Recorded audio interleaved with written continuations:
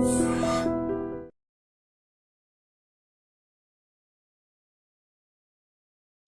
Everybody, అందరికీ నమస్కారం. Welcome to super doctor. ప్రపంచవ్యాప్తంగా కళ్ల సమస్యలు చాలా మందిని ఇబ్బంది పెడుతున్నాయి. Recent statistical data from WHO ఏం చెప్తుందంటే 2.2 billion population in the world కంటి సమస్యలతో బాధపడుతుంటే 20% of the population hails from India. ఈ నేపథ్యంలో ఇంకొక రిపోర్ట్ ప్రకారం 2050 కల్లా ఇద్దరిలో ఒక్కళ్ళకి మయోపియాతో అంటే కళ్ళజోళ్లు వేసుకోవడం కామన్ అవుతుంది అన్నది ఒక అలార్మింగ్ డేటా. సినిమా రంగంలో అయితే కళా తపస్విని డాక్టర్ కె విశ్వనాథ్ గారిని మనం చెప్తూ ఉంటాం. అలాగే అన్ని నయనాల్లో కల్లా అంటే అన్ని సెన్స్ ఆర్గన్స్లో కల్లా కళ్ళు ప్రధానం అని మనం భావిస్తూ ఉంటాం కదా. ఆ కళ్ళకి ప్రాణం పోస్తూ ప్రపంచాన్ని చూసేలా చేస్తున్నటువంటి డాక్టర్ విశ్వనాథ్ గారిని ఈరోజు మన సూపర్ డాక్టర్లో మీకు పరిచయం చేయబోతున్నాను. విశ్వనాథ్ గారు, నమస్తే అండి.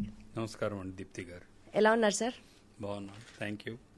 Wonderful sir. బాగున్నారా? చక్కగా ఉన్నాను సార్, చాలా చాలా చాలా బాగున్నాను. Thank you sir. కడప నుంచి మీ యొక్క బేసిక్ ఎడ్యుకేషన్ అంటే ఒక మిడిల్ క్లాస్ ఫ్యామిలీ నుంచి ఉన్నతమైన చదువు, చాలా డిగ్రీలు ఉన్నాయి. మీ ప్రొఫైల్ చూస్తే నాకు తెలిసిన పాయింట్. ఇన్ఫ్యాక్ట్ ఇంత గొప్ప వ్యక్తిని ఈరోజు నేను ఇంటర్వ్యూ చేయడం నిజంగా నాకు అదృష్టంలా భావిస్తున్నాను. Thank you so much for giving me this opportunity. I have to tell you, ఒక హంబుల్ బిగినింగ్ నుంచి ఈ స్థాయికి రీచ్ అవ్వడానికి what was the inspiration sir మీకు? అంటే నేను మెడిసిన్ చెయ్యాలి, నేను ఒక డాక్టర్ అవ్వాలి, ఒక ఆఫ్థమాలజిస్ట్ అవ్వాలి అన్నది మీకున్న ఆ ఇన్స్పిరేషనల్ ఫ్యాక్టర్ ఏంటి సార్? చైల్డ్హుడ్ బేసికలీ మనం చూసుకుంటే హై స్కూల్ ఎడ్యుకేషన్, ఎలిమెంటరీ స్కూల్స్లో మనకేమీ పెద్ద ఇవి ఉండవు, ఆలోచనలు, ఆశలు. హై స్కూల్ చదివేటప్పుడు కూడా ఫస్ట్ ఫ్యూ క్లాసెస్లో 9th 10th వరకు కూడా మనకి ఏమి ఉండవు ఆలోచన. నిజం చెప్పాలంటే మా కాలంలో నేను ఇప్పుడు 75 సంవత్సరాలు. అసలు మీరు అలా ఫస్ట్ కనిపించారు సార్. 75 అంటే ఆశ్చర్యంగా ఉంది. సో మేము చదువుకునే రోజుల్లో అసలు ఏమీ లేవు. This is no media, only All India Radio. అది కూడా మేము ఇది చాలా అరుదుగా అంటే మా ఊర్లో కడపలో స్టార్ట్ అవడం చాలా ఆలస్యంగా మొదలైంది. హైదరాబాద్ ఒకటి ఉండేది. ఆకాశవాణి వివిధ భారతి స్టార్ట్ అయింది. అప్పుడు జయమాల ప్రోగ్రాంలు అప్పుడప్పుడు వినేవాళ్ళం అప్పట్లోనే. అంటే ఇంచుమించు 60 సంవత్సరాల కిందట అనుకోండి. మా హై స్కూల్లో టీచర్లు నా ఇన్స్పిరేషన్. నిజం చెప్పాలి అంటే, నువ్వు బాగా మార్కులు వస్తున్నాయి, చదువుకుంటున్నావు. మాకు ఒక డ్రాయింగ్ మాస్టర్ ఉండేవారు, వాట్కిన్స్ అని ఆయన పేరు. Very very efficient. ఆయన డ్రాయింగ్ ఎలా ఉందంటే, మా హై స్కూల్లో నేను చదువుకున్నది శ్రీరామకృష్ణ హై స్కూల్ అంటారు, కడపలో అప్పట్లో చాలా వెరీ పాపులర్ స్కూల్ అది. సో హై స్కూల్లో చదువుకున్నప్పుడు మాకు మా సీనియర్స్ కొంతమంది ముందుగా పాస్ అయిపోయిన వాళ్ళు ఉంటారు కదా, వాళ్ళందరూ 12th మాది మీకు తెలుసో తెలియదు, ఆ రోజుల్లో 12th క్లాసెస్ ఉండేది, higher secondary multipurpose course.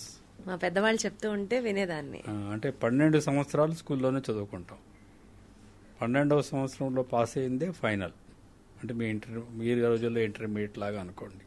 7th ఉండదు, 10th ఉండదు, సుఖంగా 12th తర్వాతే బయటకు రావాలి. 12th బయటికి రావాలి. అప్పట్లో వచ్చే మార్క్స్ని బట్టే మనకు ఫ్యూచర్ మనం ప్లాన్ చేసుకోవాలి. బేసికలీ అసలు మిడిల్ క్లాసుల్లో ఉంటే ఫ్యూచర్ ప్లానింగ్లు ఏముండవు. అంతా ఆర్థికంతో కూడుకున్నదే, డబ్బులతో కూడుకున్నవే ఉంటాయి వాళ్ళకి. ఇంతవరకు చదివించాను ఇంకా చదివించలేననే వాళ్ళు చాలామంది ఉంటారు. సో నాకు ఐడియా ఎలా వచ్చిందంటే, నా ముందు స్టూడెంట్స్ కూడా, మా ముందు బ్యాచ్ల వాళ్ళు కూడా ఒకరిద్దరు ఎక్కడో మెడికల్ కాలేజెస్లో చేరారు, సీట్స్ వచ్చాయి. ఈయన వాట్కిన్స్ అన్నాడు, అరే నువ్వు బాగా చదువుతున్నావు, నువ్వు కార్డియాలజిస్ట్ కా అన్నాడు ఆయన నాకు. ఆ రోజుల్లో ఆయన ఇచ్చిన సలహా అది. నేనేమో అదేం పెద్దగా సీరియస్గా తీసుకోలేదు. అసలు మెడిసిన్కి వెళ్తానో లేదో కూడా నాకు తెలియదు. నా favourite subject is mathematics. So I was always the topper in mathematics. So maths భయం ఉంటే సైన్స్ తీసుకున్నాం అన్న వాళ్ళని ఎక్కువ చూస్తూ రెండు ఉండేటివి ఆ రోజుల్లో. హైయర్ సెకండరీ ఈతో మ్యాథమెటిక్స్లో you can have a choice of composite or arithmetic, okay. But otherwise it's mathematics and natural sciences and physical sciences, that is the group. Plus of course mathematics, composite mathematics అంటే algebra ఇవన్నీ ఉంటాయి కదా, trigonometry అలాంటివి add అవుతాయి అరిథమెటిక్స్లో కాకుండా. So నేను మా naturally mathematics బాగా చేస్తున్నాను కాబట్టి మా కీర్తిశేషులు గురుమూర్తి గారి టీచరు, నేను బాగా చేస్తున్నావు, బాగా you should get first marks in higher secondary final examination ఆయన ప్రోత్సహించేవాళ్ళు. సైన్స్ మామూలుగా చదువుకున్నాం అంతే, నేనేమి దాన్ని అంటే దాని మీద ఎప్పుడూ కాన్సన్ట్రేట్ చేసి అదే పనిగా చదవాలన్న కృషితో ఏం చదువుకోలేదు. చదువుకున్నాం న్యాచురల్ సైన్సెస్, ఫిజికల్ సైన్సెస్ అన్నీ చదివాము. ఆ రోజుల్లో ఏముంది అన్నీ ఇప్పుడు కూడా అప్పట్లో లాగే ఇంచుమించు స్టాండర్డ్ క్వశ్చన్స్, స్టాండర్డ్ చాప్టర్స్ ఉండేటివి, చదివేవాళ్ళం, రాసేవాళ్ళము. ఎవ్రీ ఇయర్ ఒక టాలెంట్ ఎగ్జామినేషన్ అని పెట్టేవాళ్ళు స్కూల్లో, అప్పట్లోనే ఉండేటివి. అవి కూడా బాగానే రాసేవాడిని, చేసేవాడిని. మా స్కూల్ టీచర్లందరికీ నేను ఫేవరెట్ స్టూడెంట్ అయిపోయాను ఆ క్లాస్లో. సరే చూద్దాం, మాకైతే మేము ఆడుతూ పాడుతూనే చదువుకున్నామండి నిజం చెప్పాలంటే. సార్ అప్పట్లో ఇంత కాంపిటీషన్ ఎక్కడుంది సార్? అసలు మనం ముందేం చేద్దాం అనేది ఏమి ఉండదు. మన ఇంట్లో మనం ఉన్నాం, తల్లిదండ్రులు చూసుకుంటున్నారు. నా హైయర్ సెకండరీ కోర్స్ అయిపోయాడు, మా అన్నయ్య అప్పటికే ఇంజనీరింగ్ చేరాడు. నా 12th క్లాస్ అయిపోయేటప్పటికి ఆయన తిరుపతిలో ఎస్వి ఇంజనీరింగ్ కాలేజ్ అని first one of the oldest engineering colleges. So ఎప్పుడైనా మన ఇంట్లో ఎవరైనా కూడా మన ముందు ఉన్న వాళ్ళని చూస్తే మనం వాళ్ళ గురించి మనం ఆలోచిస్తుంటాం. వాళ్ళే మనకు మార్గదర్శకుల్లో కూడా ఉంటారు చాలా మిడిల్ క్లాస్. అన్నయ్య ఇంజనీరింగ్ చదివాడు కూడా, నేను కూడా ఇంజనీరింగ్ చదువుతాం వల్లే మ్యాథమెటిక్స్లో మార్క్స్ వస్తే సీట్ వస్తుందంట. ఇలాంటివన్నీ మేము ఆలోచన. సరే నేను అప్పట్లో అంత సీరియస్ కూడా తీసుకోలేదు, రొటీన్గానే చేసేవాళ్ళం. మామూలుగా 12th క్లాస్ అయిపోయింది, ఏదో దేవుడి దయ వల్ల, ఆశీర్వాదం వల్ల, మా తల్లిదండ్రుల కృషి ఆశీర్వాదం వల్ల నాకు ఫస్ట్ మార్క్స్ వచ్చాయి. District first 555. దాంట్లో వచ్చిన జోక్ చెప్తాను. 555 వచ్చాయని. Out of sir? Out of 700. 700కి 555. So అప్పుడు మా హై స్కూల్ హెడ్ మాస్టర్ ఉండేవారు. హై స్కూలే కాబట్టి హెడ్ మాస్టర్ అని రామూర్తి గారు. ఆయన మంచి స్మోకర్. ఆయన నన్ను దగ్గర పిలిచి, నువ్వు ఎప్పుడైనా సిగరెట్ తాగితే 555 అని ఒకటి ఉంటుంది సిగరెట్, అదే తాగు అని చెప్పాడు. మీరు స్టేట్ ఎక్స్ప్రెస్ 555 అనేది ఆ రోజుల్లో, ఇప్పుడు ఉన్నదో లేదో నాకు తెలియదు. అదే ఒక suppose to be good brand or super brand cigarette మా రోజుల్లో. సో అలాగే అయిపోయింది. డిస్ట్రిక్ట్ ఫస్ట్ అన్నారు, గోల్డ్ మెడల్ ఇచ్చారు, అన్నీ అయిపోయాయి. ఇంకా ప్రాసెస్ మొదలైంది కాలేజీకి వెళ్ళాలని చెప్పి. అప్పుడు మా నాన్నగారు రిటైర్ అయిపోయారు. ఆయన మామూలు డిస్ట్రిక్ట్ కోఆపరేటివ్ సెంట్రల్ బ్యాంక్లో వర్క్ చేసేవారు. నేను ఇట్లా అప్లై చేయాలి, అన్నయ్య ఉన్నారు కదా, నేను కూడా ఇంజనీరింగ్ కాలేజీకి అక్కడ అప్లై చేయమంటారా? మెడికల్ కాలేజీల్లో కూడా, ఇందులో కూడా మార్క్స్ బాగా వచ్చాయి. మ్యాథమెటిక్స్ సార్ అయితే బాగా చెడ్డ తిట్టేశాడు నన్ను, ఎందుకంటే మ్యాథ్స్ కంటే సైన్స్లో ఎక్కువ మార్కులు వచ్చాయి. మళ్ళీ మీకు మ్యాథ్స్ ఫేవరెట్ సబ్జెక్ట్. ఇదేంట్రా ఇట్లా, అందులో 80s వచ్చాయి, ఇందులో ఏమో 75 వచ్చి 6 మార్కులే తేడా. ఆయనకే చాలా కోపం వచ్చింది. ఆయనకి 81 అంతా యావరేజ్ అంటారు మ్యాథ్స్ సైన్సెస్. సో మా టీచర్లు వాళ్ళు అంతా అసెస్ చేస్తారేమో, అంత ముందు బ్యాచెస్ వాళ్ళందరికీ 70s వచ్చిన వాళ్ళకి కూడా 70 మార్క్స్ వచ్చిన వాళ్ళకి కూడా ఇంజనీరింగ్ మెడిసిన్ సీట్స్ వస్తున్నాయి కాబట్టి నీకు కూడా వస్తుంది అన్నారు వాళ్ళు. ఆ రోజుల్లో అంది only based on marks. Got it, sir. Got it. So there is nothing like competitive exam. You need to apply. అప్పట్లో 4 గవర్నమెంట్ మెడికల్ కాలేజెస్ ఉండేవి, కర్నూలు, తిరుపతి, గుంటూరు. అదే సార్, ఇవాళ రోజు 600కి 595 వస్తే కూడా ఫస్ట్ ర్యాంక్ వస్తుందో లేదో డౌట్. అప్పుడు మీకు 700కి 555లో డిస్ట్రిక్ట్ ఫస్ట్ అంటే ఆలోచించండి కాంపిటీషన్ ఎట్లుందో. కానీ సార్ మీరు చదివిన కాలేజెస్, యూనివర్సిటీస్ గురించి మాట్లాడితే, right from PGIMER to Chandigarh university to London university, ఇంత మంచి యూనివర్సిటీస్ నుంచి మీరు చదువుకొని బయటికి రావడం మీ కెరియర్ని మీరు షేప్ చేసుకోవడానికి ఒక మార్గదర్శనంలా నిలిచింది అని అంటే ఏం చెప్తారు? వ్యక్తులుగా లేదు నాకు. ఎలా అంటే ఎప్పటికప్పుడు లాగా బేసికలీ. ఎందుకంటే ప్రతి ముందుకు వెళ్ళడానికి కొన్ని అడ్డంకులు ఉండేవి.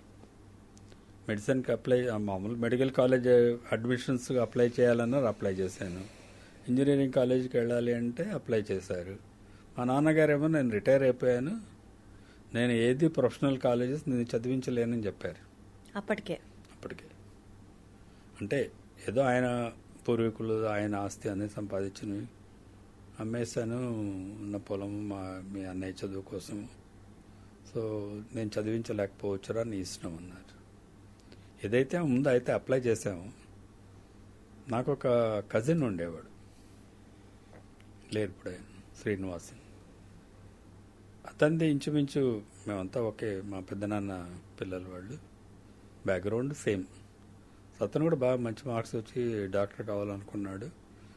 తనకి కుదరక రైల్వేస్లో చేరారు. ఆ రోజుల్లో 12th క్లాస్ అయిపోయాక మంచి మార్క్స్ వస్తే రైల్వేస్, పోస్టల్ డిపార్ట్మెంట్ వాళ్ళు ఉద్యోగాలు ఇచ్చేవాళ్ళు. వాడితో మామూలుగా ఏదో ఇలాగ ఊరికి వెళ్ళి మాట్లాడుతుంటే, నువ్వు కూడా అప్లై చేయరా, నీకు కూడా వచ్చేస్తుంది, నేను ఇప్పుడు అసిస్టెంట్ స్టేషన్ మాస్టర్ అయ్యాను, నువ్వు కూడా నీకు వచ్చిన మార్క్స్ రైల్వేస్లో ఖచ్చితంగా వస్తుంది ఉద్యోగం. అదొక ఐడియా ఉన్నింది మనసులో. సో మా నాన్నతో అన్నాను, ఇట్లా సీను అన్నాడు, మరి దానికి అప్లై చేయమంటే నాకేం తెలియదు, నువ్వే ఆలోచించుకో అన్నారు. సరే చూద్దాము, అడ్మిషన్లు వచ్చాక కదా. ఈ మెడికల్ కాలేజ్ అడ్మిషన్స్ ఆ 60 సంవత్సరాల నుంచి ఇవాళ వరకు నా ఉద్దేశంలో ఎప్పుడూ లేట్ అవుతాయి. మీరు గమనించారో లేదు? అవును సార్, అవును. ఆ సంవత్సరం వేస్ట్ అయిపోవాల్సిందే. ఆ సంవత్సరం కాదు కానీ మామూలుగా అందరూ మే జూన్లో అడ్మిషన్లు కాలేజీలు స్టార్ట్ అవ్వాలి. అక్టోబర్ నవంబర్ ఇవి ఎప్పుడు సెప్టెంబర్ అక్టోబర్ అవుతుంది. మాది కూడా సెప్టెంబర్ అడ్మిషన్. సో అందులో ఏం మార్పులు లేవు. ఎందుకు అవుతున్నాయో ఇలాగా నాకు కూడా తెలియదు, కానీ మొత్తానికి అలా ఉండేది. ఆర్థిక పరిస్థితులను బట్టి చదువులు, ఉద్యోగాలు ఆ రోజు అంటే ప్రొఫెషనల్ స్టడీస్ ఆర్థికంగా బాగా ఉండేవారే చదువుకోగలిగేవారేమో అన్న ఒక అందరూ మధ్యతరగతి వాళ్ళందరికీ అదే. అంటే నేను ఈ క్వశ్చన్ ఎందుకు అడిగానంటే సార్, మా చిన్నప్పుడు FRCS లండన్ రిటర్న్ అనే డాక్టర్లు కూడా డిగ్రీ పక్కన కంట్రీ నేమ్తో పాటు పెట్టుకునే వాళ్ళు ఉన్నారు. ఇప్పటికీ కూడా ఆ డిగ్రీని ఆ దేశంలో చేశామని నేమ్ బోర్డ్స్ మీద వేయించుకునే వాళ్ళు ఉన్నారు. మీరు లండన్ యూనివర్సిటీ నుంచే చదువుకొని వచ్చారు కాబట్టి ఆ ఇంపాక్ట్ మీ మీద సైకలాజికల్గా, నేను అక్కడికి వెళ్ళి చదువుకున్నాను కానీ వచ్చే పేషెంట్స్ మిమ్మల్ని వాల్యూ చేసే విధానంలో కానీ, did you find that difference? I don't think so. Really sir? Absolutely. Oh, because I never, మీరు అంటున్నట్టు అలా అడ్వర్టైజ్ చేసుకోలేదు. ఫస్ట్ ఆఫ్ ఆల్ ఇవన్నీ ఆపర్చునిటీస్ వచ్చినప్పుడు నేను వాటిని సదవకాశంగా మార్చుకున్నాను, నిజం చెప్పాలి అంటే. సో కాలేజీలో చేరడం అనేది కూడా చాలా కష్టం మీద చేరాను.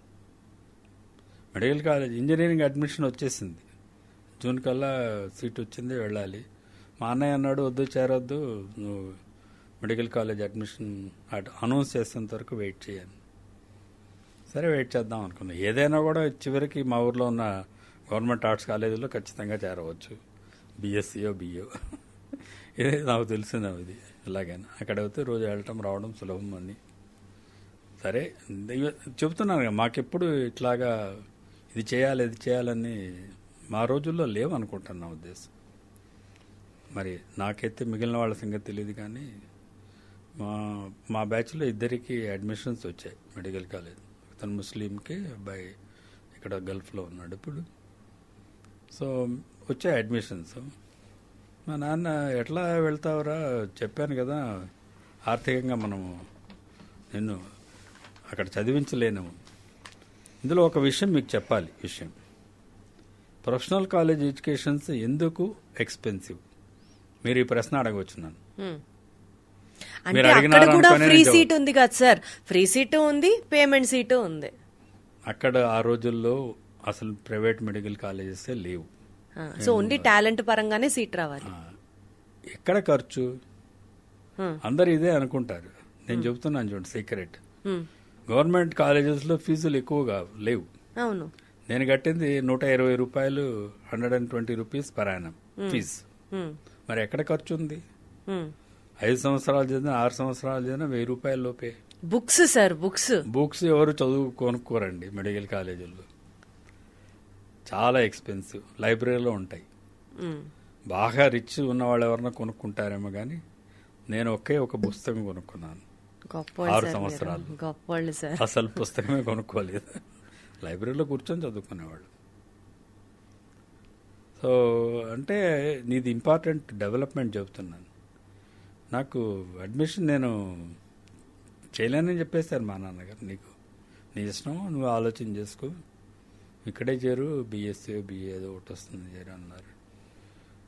అప్పుడు మా మేనమామ గారు ఉండేవారు. ఆయన ఒక ప్రైవేట్ కంపెనీలో వర్క్ చేసేవారు. ఆయన వండుకొని నాకు ఒక ఫిలాంథ్రఫర్ తెలిసిన ఆయన ఉన్నారు, ఆయన కలుద్దాము వెళ్దాము అని చెప్పారు. రామచంద్రారెడ్డి గారని ఒక ఆయన పెద్ద మనిషి ఉండేవారు. వెళ్ళి కలుద్దాం రా ఒకసారి, అడుగుదాము, ఆయన సహాయం చేస్తారు.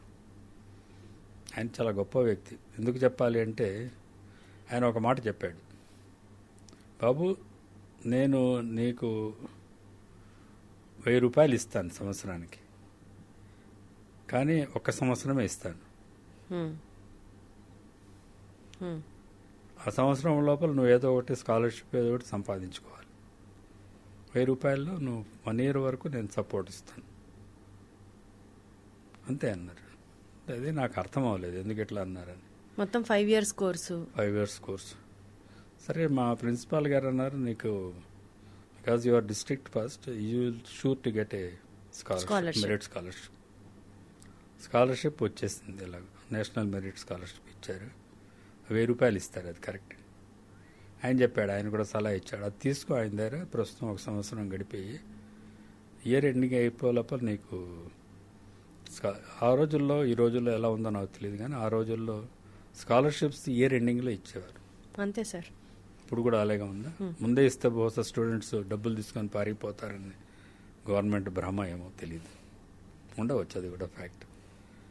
సో ఆ రోజుల్లో అప్పుడు అలాగే ఇచ్చేవారు. అప్లై చేసుకుని స్కాలర్షిప్ ఆయనే అప్లికేషన్ ఫిల్అప్ చేసి ఇచ్చారు. మా ప్రిన్సిపాల్ గారు పంపించాము. సరే ఇది 1000 రూపాయలు వచ్చింది, దొరికింది కదా, 1000 రూపాయలు ఆయన 100 పంపిస్తానన్నారు. 10 నెలలు ముందుగా 1000 రూపాయలు ఇవ్వనన్నారు. సో 100 రూపాయల కోసం ఎదురు చూసేవాడిని. 2 జతల బట్టలు. You don't believe, I went with a half pants or knickers అనేవాళ్ళు మా రోజుల్లో. To medical college. First trouser కుట్టించుకున్నాను, 2 ట్రౌజర్లు. షూ కూడా ఎలా ఉండేదంటే పోలీస్ బూట్లు అనేవాళ్ళు. I don't know whether it's a, దాన్ని అనొచ్చు అనకూడదు, పోలీస్ వాళ్ళు కోప్పడతారేమో. రౌండ్గా పెద్దగా లావుగా మోడర్న్గా ఉండేటివి కాదు. షూ వేసుకోకపోతే ప్రిన్సిపాల్ గారు ఒప్పుకునేవారు కాదు కాలేజీలో. కంపల్సరీగా స్టూడెంట్స్ అందరూ షూతో రావాలి. ఆ 2 జతలతో అలాగే గడిపేశాను జీతం. అందులో వచ్చిన దాంతో 120 రూపాయలు ఫీజు కట్టాను. హాస్టల్ ఎంత ఉంటుంది ఊహించగలరా? మెస్ 60 రూపాయలు, 60 rupees per month hostel fee. 100 రూపాయలే కదా సార్ మీకు వచ్చిన స్కాలర్షిప్? మరి 40 రూపాయలు మిగిలింది అలా ఉంచుకోవాలి, దాచుకోవాలి, లాండ్రీకి దానికి ఖర్చులు. అచ్చా. సో 100 రూపాయలు, 60 రూపాయలు దీనికి, 60-70 రూపాయల మధ్య ఇది బిల్లు. 30 రూపాయలు మిగిలినది దాచిపెట్టుకోవాలి. అంతే. అదృష్టవత ఏం దురలవాటు పడలేదు కాబట్టి బయటపడిపోయాము. దాంతో ఎప్పుడైనా బయటకు వెళ్ళి కాఫీ తాగడానికి దానికి ఫ్రెండ్స్తో కలిసి బయటకు వెళ్ళి కాఫీ తాగడం అంటే కూడా అరుదే.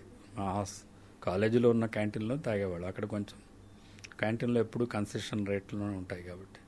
సో బేసికల్గా అంత కష్టపడుతూ చదువుకున్నారు కాబట్టి you know the value of money.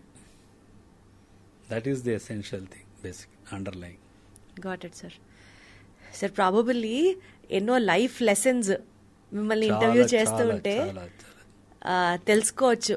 అంటే ఈ జనరేషన్ నార్మల్ స్టూడెంట్స్కి తెలుసుకోవడం, నార్మల్ మనుషులు తెలుసుకోవడం ఒక లెక్క అయితే, ప్రాబబుల్లీ మెడికోస్కి చాలా చాలా చాలా ఒక గైడెడ్ పాత్ లాగా ఉంటుందేమో మీరు మాట్లాడుతూ ఉంటే లైఫ్ లెసన్స్ గురించి అనిపిస్తుంది నాకు. But since we have to also equally focus on the subject what we are talking today, I'm getting back into that subject, sir. Sir, eye problems, I issues అని అంటే ఇవాళ రేపటి రోజుల్లో బ్లూ లైట్ ఎమిట్ అవ్వడం వల్ల కంటికి చాలా ప్రమాదం. అది ఎంత ప్రమాదమైన స్థాయికి వెళ్తోందో అన్నది జనాలు ఆలోచించుకోవడం మానేసి, probably you have to let it know, కళ్ళజోడు పెట్టేసుకొని బ్లూ లైట్ కోసం షేడ్స్ అంటే ప్రొటెక్టర్స్ కళ్ళజోడికి యాడ్ చేసుకుంటే ఎన్ని గంటలు బ్లూ లైట్ ఎమిట్ అయినా పర్లా. కళ్ళజోళ్ళకి బ్లూ లైట్ ప్రొటెక్షన్ గ్లాసెస్ పెట్టుకోవడం ఒక ఎత్తు అయితే, సెల్ ఫోన్ దగ్గర నుంచి ల్యాప్టాప్స్ దగ్గర నుంచి స్క్రీన్స్ ఏదైతే ఉంటాయో వాటన్నిటికీ కూడా బ్లూ లైట్ ప్రొటెక్షన్ చేసేస్తున్నారు. అంటే ఎమిట్ అయ్యే లైట్ ఇంకా బ్లూ లైట్ ఉండదన్నమాట, మన కంటికి మంచి లైట్ వస్తుంది. Is it safe sir, or how do we have to overcome this? అసలు నిజంగా ఈ బ్లూ లైట్ ప్రొటెక్టింగ్ గ్లాసెస్ పనిచేస్తాయా is my point first. I think we should go back to what is the blue light and how is it related to eyes. Okay, blue light కంటికి ఏం సంబంధం? Wonderful sir, correct. అది ఉంటేనే కదా దాని గురించి. దాని వల్లే ప్రమాదం అని మాట్లాడుకుంటున్నాం. అసలు బ్లూ లైట్ అంటే ఏంటో తెలియాలి. బ్లూలో ఉన్న ultraviolet rays okay, or they can damage the surface of the కన్ను పైన భాగానికి, దాని మీద కొంత డ్యామేజ్ రావచ్చు. కంటి వెనకాల రెటీనా ఉంటుంది మనకు. రెటీనా అనేది కంటి యొక్క దాని ఆర్గన్ చెక్ చేసుకుంటా అవయం ఎలా ఉంటుందంటే, కన్ను అనేది ఒక కెమెరా. నేను చెప్పేది అందరికీ, కెమెరాకి ఒక కార్డ్ ఉంటుంది, కెమెరాకి ముందు లెన్సెస్ ఉంటాయి. లెన్సెస్ అనేటివి ఏమిటంటే కంటి ముందు మనకు ఒక నలుపుగా ఉంటాయి మన కళ్ళన్నీ. అది నలుపు కాదు కదా, మరి అసలు ఈ ఫ్యాక్ట్ కూడా చాలా మందికి తెలియదు. నల్లగుడ్డు అంటాం. నలుపుదనం ఎక్కడ ఉన్నది? నలుపుదనం కంటి పాపలో ఉన్నది. మన పైన కనిపించే నలుపు అనేది it's a transparent layer. Okay, me watch glass, ఇప్పుడు మీరు వేసుకున్న watch glass brown, glass brown కాదు కదా. గ్లాస్ బ్రౌన్ కాదు, correct. Glass is a clear glass. దాని వెనకాల ఉన్న బ్యాక్ డ్రాప్ బ్రౌన్. అలాగే నల్లగుడ్డుకు వెనక ఉన్న బ్యాక్గ్రౌండ్ ఐరిస్, మధ్యలో కంటిపాప ఉంటుంది. సో ఈ ఐరిస్ మనకు ఏషియన్స్ అందరికీ, Caucasians whatever you call them, black, brown, dark, వీటిలో షేడ్స్లో ఉంటుంది. డార్క్ బ్రౌన్ ఉండవచ్చు, బ్లాక్ ఉండవచ్చు. వెస్ట్రన్ కంట్రీస్లో ఉన్న వాళ్ళందరికీ గ్రీన్, బ్లూ ఉంటాయి. ఎల్లో కలర్స్ అంటే ఏమి ఉండవు, అవన్నీ కాంటాక్ట్ లెన్సులు పెట్టుకున్నవే ఉంటాయి. గ్రీన్, బ్లూ, ఎక్కడైతే dark red, dark black or brown. ఈ కలర్స్ మన ఐరిస్ కలర్స్. మనకు పిగ్మెంట్ ఎక్కువ శరీరంలో. మనం ఎందుకు డార్క్గా ఉన్నాము? శరీరంలో మనకు మెలనిన్ అనే పిగ్మెంట్ ఎక్కువ ఉంటుంది. సో మన శరీరంలో ఆ పిగ్మెంట్ని బట్టి మన స్కిన్ కలర్ ఉంటుంది. తక్కువ ఉంటే తక్కువ, పూర్తిగా పోతే విటిలిగో ల్యూకోడర్మా. పూర్తిగా శరీరం అంతా పూర్తిగా ల్యూకోడర్మా, విటిలిగో ఉన్నవాళ్ళు ఫారినర్ ఏమో అనుకుంటారు వాళ్ళని చూస్తే. Correct sir. వాళ్ళ జుట్టు కూడా రెడ్గా ఉంటుంది కాబట్టి. సో కలర్ని బట్టి అలా వస్తుంది. సో ఆ లెన్సెస్ అనేటివి ముఖ్యం మన కంటికి. కెమెరాకి లెన్స్ పాడవుతే there is no image creation behind. అది డిజిటల్దైనా కానివ్వండి, వాట్ ఎవర్ రెగ్యులర్ ఫిల్మ్స్ అయినా కానివ్వండి, పోలరాయిడ్ కానివ్వండి, దాని మీద పడే ఇమేజ్ మనం ముందు ఉన్న కన్ను కార్నియా లోపల ఒక లెన్స్, క్రిస్టలైన్ లెన్స్ ఉంటుంది. Beautiful lens made by the God that has got a condensing power of both together. It's about 60 diopters power. అంటే ఒక 60 diopters కాన్వెక్స్ లెన్స్ మన కంటి ముందు ఉన్నది. అది any images can be that will create an image on the retina. ఇమేజ్ని optic nerve ద్వారా మెదడు వెనకాల భాగానికి పంపిస్తుంది. దేవుడు ఎంత బాగా సృష్టించాడు చూడండి. కన్ను ముందు పెట్టాడు, కంటి చూపు తెలివి వెనక్కి పెట్టాడు. ఆక్సిపిటల్ కార్టెక్స్ అంటాం. అక్కడికి వెళ్ళాక అక్కడే అదేం గ్రహించదు. అది ఆ ఇమేజ్ని మళ్ళీ ముందు ఫ్రంటల్ కార్టెక్స్ కు పంపిస్తుంది, ఫ్రంటల్ బ్రెయిన్ కి. ఈ ఇమేజ్ ఏమిటో నువ్వు చెప్పు అని. ఎంత కోఆర్డినేషన్ చూడండి సార్, ఎంత కోఆర్డినేషన్. సో ఇంత కాంప్లికేటెడ్ విజన్ని కళ్ళు కంటితో చూస్తున్నాం అని అనుకోవడం మనం తప్పు. మనం చూస్తుందల్లా మెదడుతోటి. మెదడు సూపర్ కంప్యూటర్, ఎవరు క్రియేట్ చేయలేరు ప్రపంచంలో. It can never be imitated. Take it from me, because it's not at understood. I don't know how many billions of cells are there. Each cell has got an activity designed to do. Great. Understand, Almighty sir. is great. So ఇప్పుడు blue light అనేది మీరు blue light అనేది lens మీద పడ్డప్పుడు దాని మీద కొంత erosions రావచ్చు కొంతమందికి. అచ్చా. తర్వాత ఎక్కువ కాన్సన్ట్రేటెడ్గా రెటీనా మీద పడ్డప్పుడు కూడా రెటీనాలో మధ్య భాగంలో మ్యాకులా మీద దాని ఎఫెక్ట్ రావచ్చు. సో ఈ రెండు అల్ట్రావైలెట్, ఇన్ఫ్రారెడ్, ఇవి రెండు కంటికి మంచిది కాదు. అచ్చా, అందుకనేనా సార్ అల్ట్రావైలెట్ రేస్ అంటే మరి ఫోన్లు ల్యాప్టాప్లో చూస్తే ఎందుకు వస్తాయా అనుకున్నా. ఎండలోకి వెళ్తే ultraviolet rays, because of the gadgets you get the infrared rays, అంతేగా సార్? అందుకే I don't see any reasoning basically by all the gadgets, most of the gadgets we can say they are inbuilt with the protection from the ultraviolet rays. All the screens today's market original గా వచ్చినప్పుడు అప్పుడు TV screen కూడా చూడవద్దని చెప్పేవారు. మీకు TV ఎప్పుడు వచ్చిందో మీకు గుర్తుందో లేదు కానీ ఒక 40 ఏళ్ల కిందట 1984 టీవీ వాజ్ ఇన్వెంటెడ్. 40 ఏళ్ల కిందట వచ్చింది టీవీ. అప్పట్లో టీవీ కూడా ఎక్కువ చేస్తే అది కూడా నీకు అల్ట్రావైలెట్ రేస్ వస్తుందనేవారు. తర్వాత మారిపోయాయి. అంటే సార్ ఇప్పుడు ఈ ప్రొటెక్షన్ గ్లాసెస్ పెట్టుకోవడం వల్ల హామ్ ని మనం తగ్గించిన వాళ్ళం అవుతామా? ప్రొటెక్షన్ లో ఏమవుతుందంటే it's becoming more of human psyche పైన కమర్షియల్ యాక్టివిటీ ఎక్కువైంది.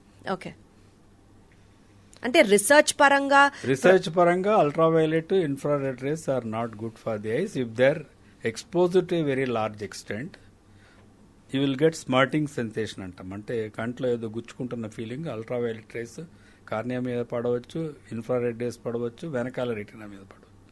కానీ retina will regenerate fast. Constant గా డ్యామేజ్ ఉండదు. The only ultraviolet, infrared rays which can damage the eyes looking at the sun. Sun gazing is bad. Understand sir. Sir ఇప్పుడు so research పరంగా మనకి blue light protective glasses will not fetch any advantage. That's what you wanted to tell. The ordinary blue light cut down చేస్తుంది కానీ ultraviolet, even the spectacles you can have ultraviolet coating and protection coating basic. So దానివల్ల use ఉండదు పెద్దగా అన్నది మీరు చెప్పే point. Blue light will be more incisive than the ordinary light. You have got a spectrum of the light. Correct, sir. Vibgayar, you know those things. All 7 colors in the rainbow. All colors.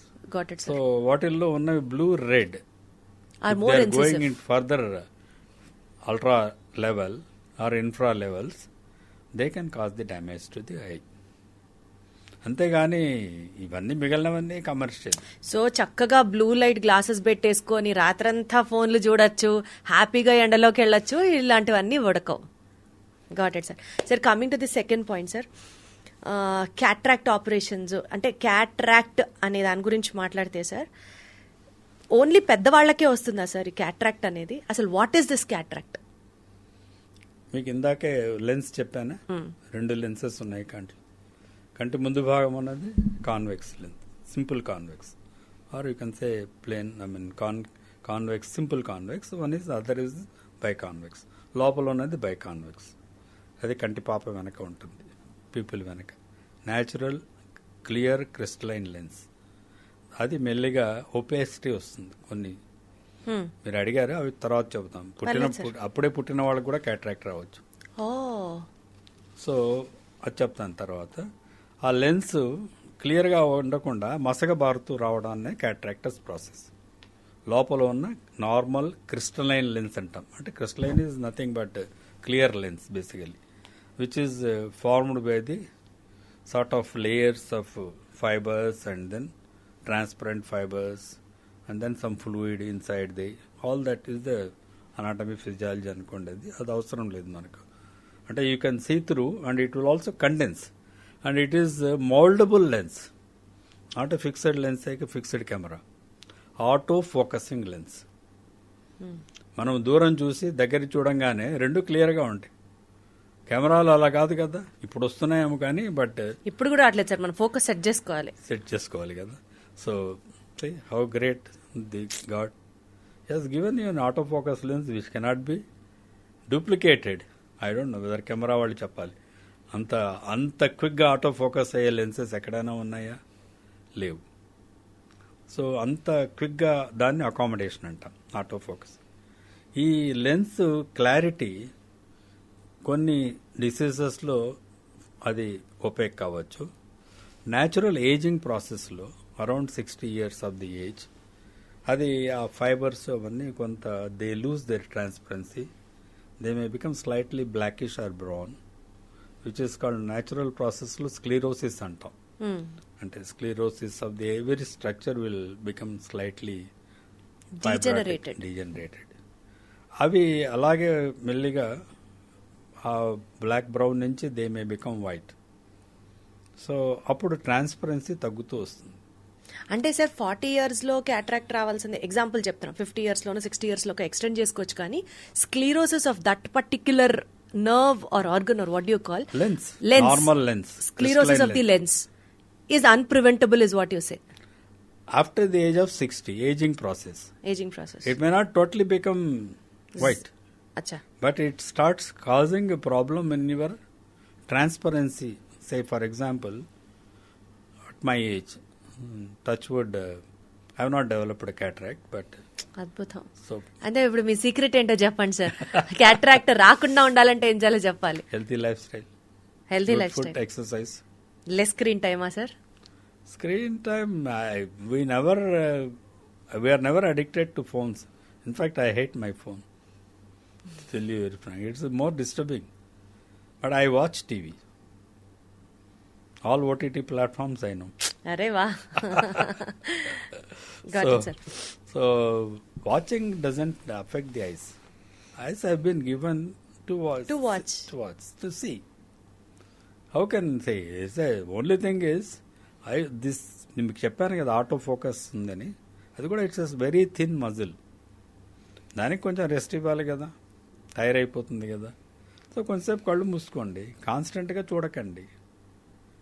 That's what we advise even to the people who are present day information technology. So they come with computer vision syndrome అని మా వాళ్ళు కూడా ఒక పేరు పెట్టారు. అదేం there is nothing like a big syndrome అంటూ ఏం లేదు అందులో. Computer constantly watching, your eye muscles are getting tired. So you close for 5-10 minutes, that amount of rest. నేను రాశాను సార్, ఇప్పుడు మీరు చెప్పే పాయింట్లన్నీ మిత్స్ లో రాశాను, so that will also break all those myths. ఎంతసేపు స్క్రీన్ చూడొచ్చు, ఎంతసేపు టీవీ చూడొచ్చు, విల్ టాక్ అబౌట్ ఇట్. ఎంతసేపు అనేది ఎక్కడ లిమిటేషన్ లేదు. As much as your eyes can tolerate, you can do it. Okay. So equally ఒక యాంటీడోట్ చెప్తారు కదా సార్ డాక్టర్స్ అంటే, సరే ఒక 1 hour టీవీ చూస్తే ఒక 10 నిమిషాలు రెస్ట్ ఇవ్వు టైప్ లో చెప్తే బ్యాలెన్స్ అయిపోతుంది. అదే it depends on how you feel about it. Choose individuals. Okay, I mean as you said, every 2 hours you can rest for 5-10 minutes and then divert. Don't constantly seeing constant activity for that muscle. Got it sir. Sir దేశంలోనే మొట్టమొదటిసారిగా diabetic రెటినోపతికి సంబంధించి చేసిన research మీదే అని విన్నాను.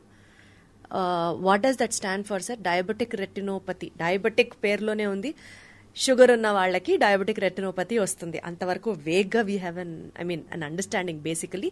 But what does diabetic retinopathy stand for? Podcast time ఎక్కువైపోతుంది మాట్లాడాలంటే. I love to talk on that. మీరు అడిగిన క్యాట్రాక్ట్ మీకు అర్థమైపోయింది. అర్థమైంది సార్. ఆ క్యాట్రాక్ట్స్ కూడా డయాబెటీస్ వల్ల త్వరగా రావచ్చు. అక్కడి నుంచే స్టార్ట్ చేద్దాం. Diabetes is a metabolic disease. Correct. It's not a disease, metabolic disorder. Very well said sir. Okay.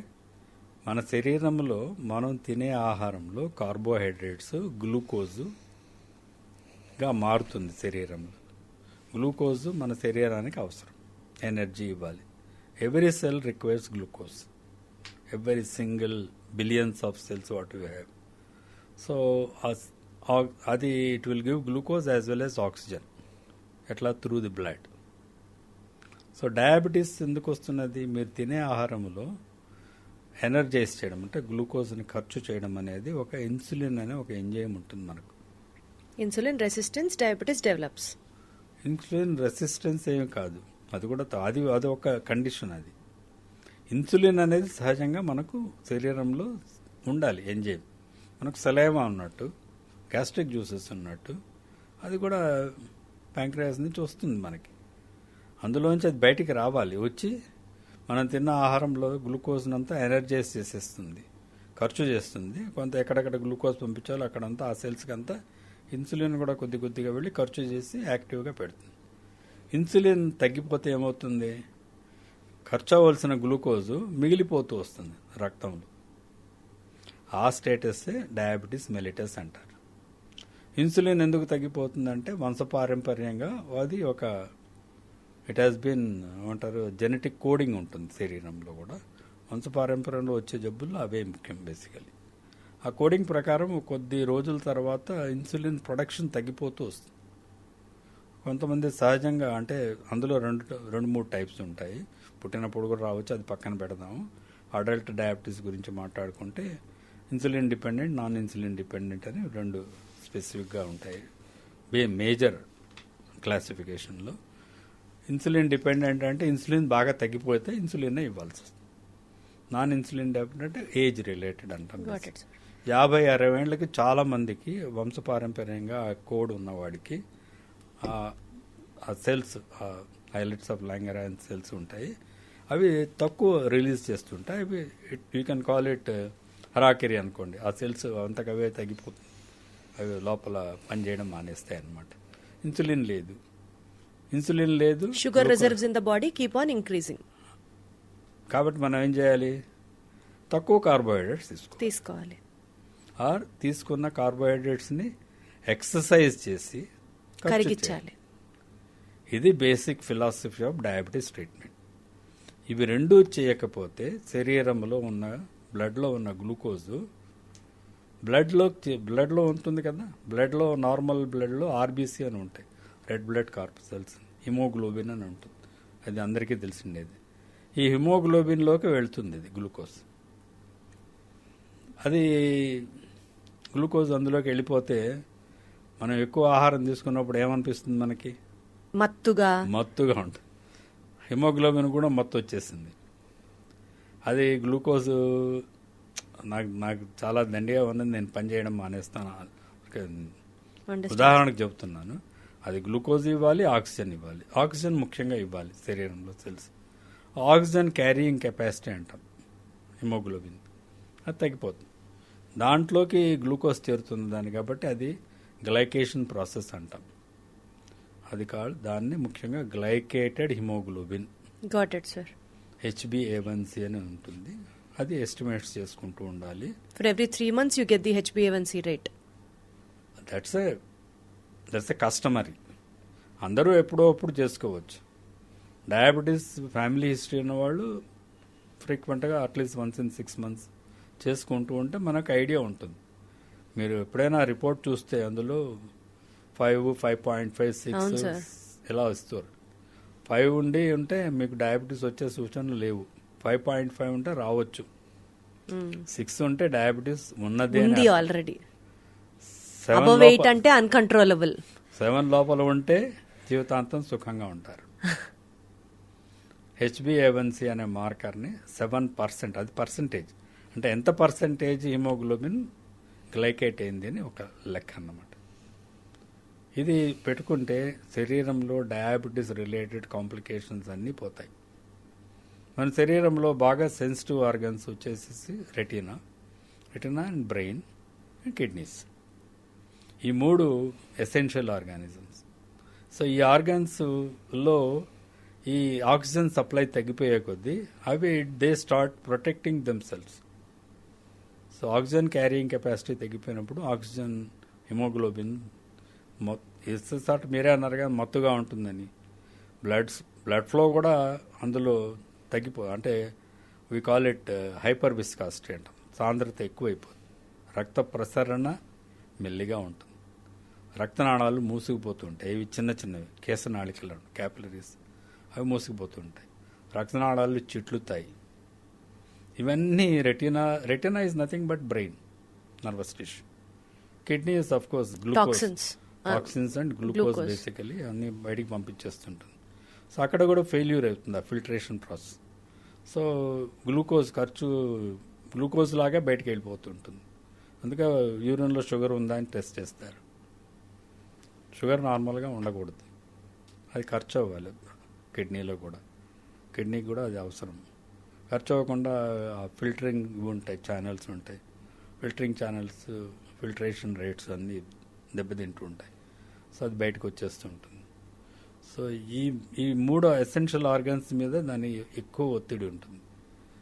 Oxygen కావాలి, గ్లూకోజ్ కావాలి, ఇవన్నీ డీరేంజ్ అయిపోతున్నాయి. ఈ మెటబాలిక్ స్టేటస్ను డయాబెటీస్ మెలిటస్ అంటారు.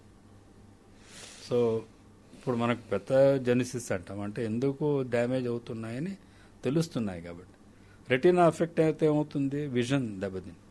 రెటీనాలో సెంట్రల్ ఏరియాలో ఊజ్ అవుతుంది ఫ్లూయిడ్, మ్యాకులోపతి అంటాం.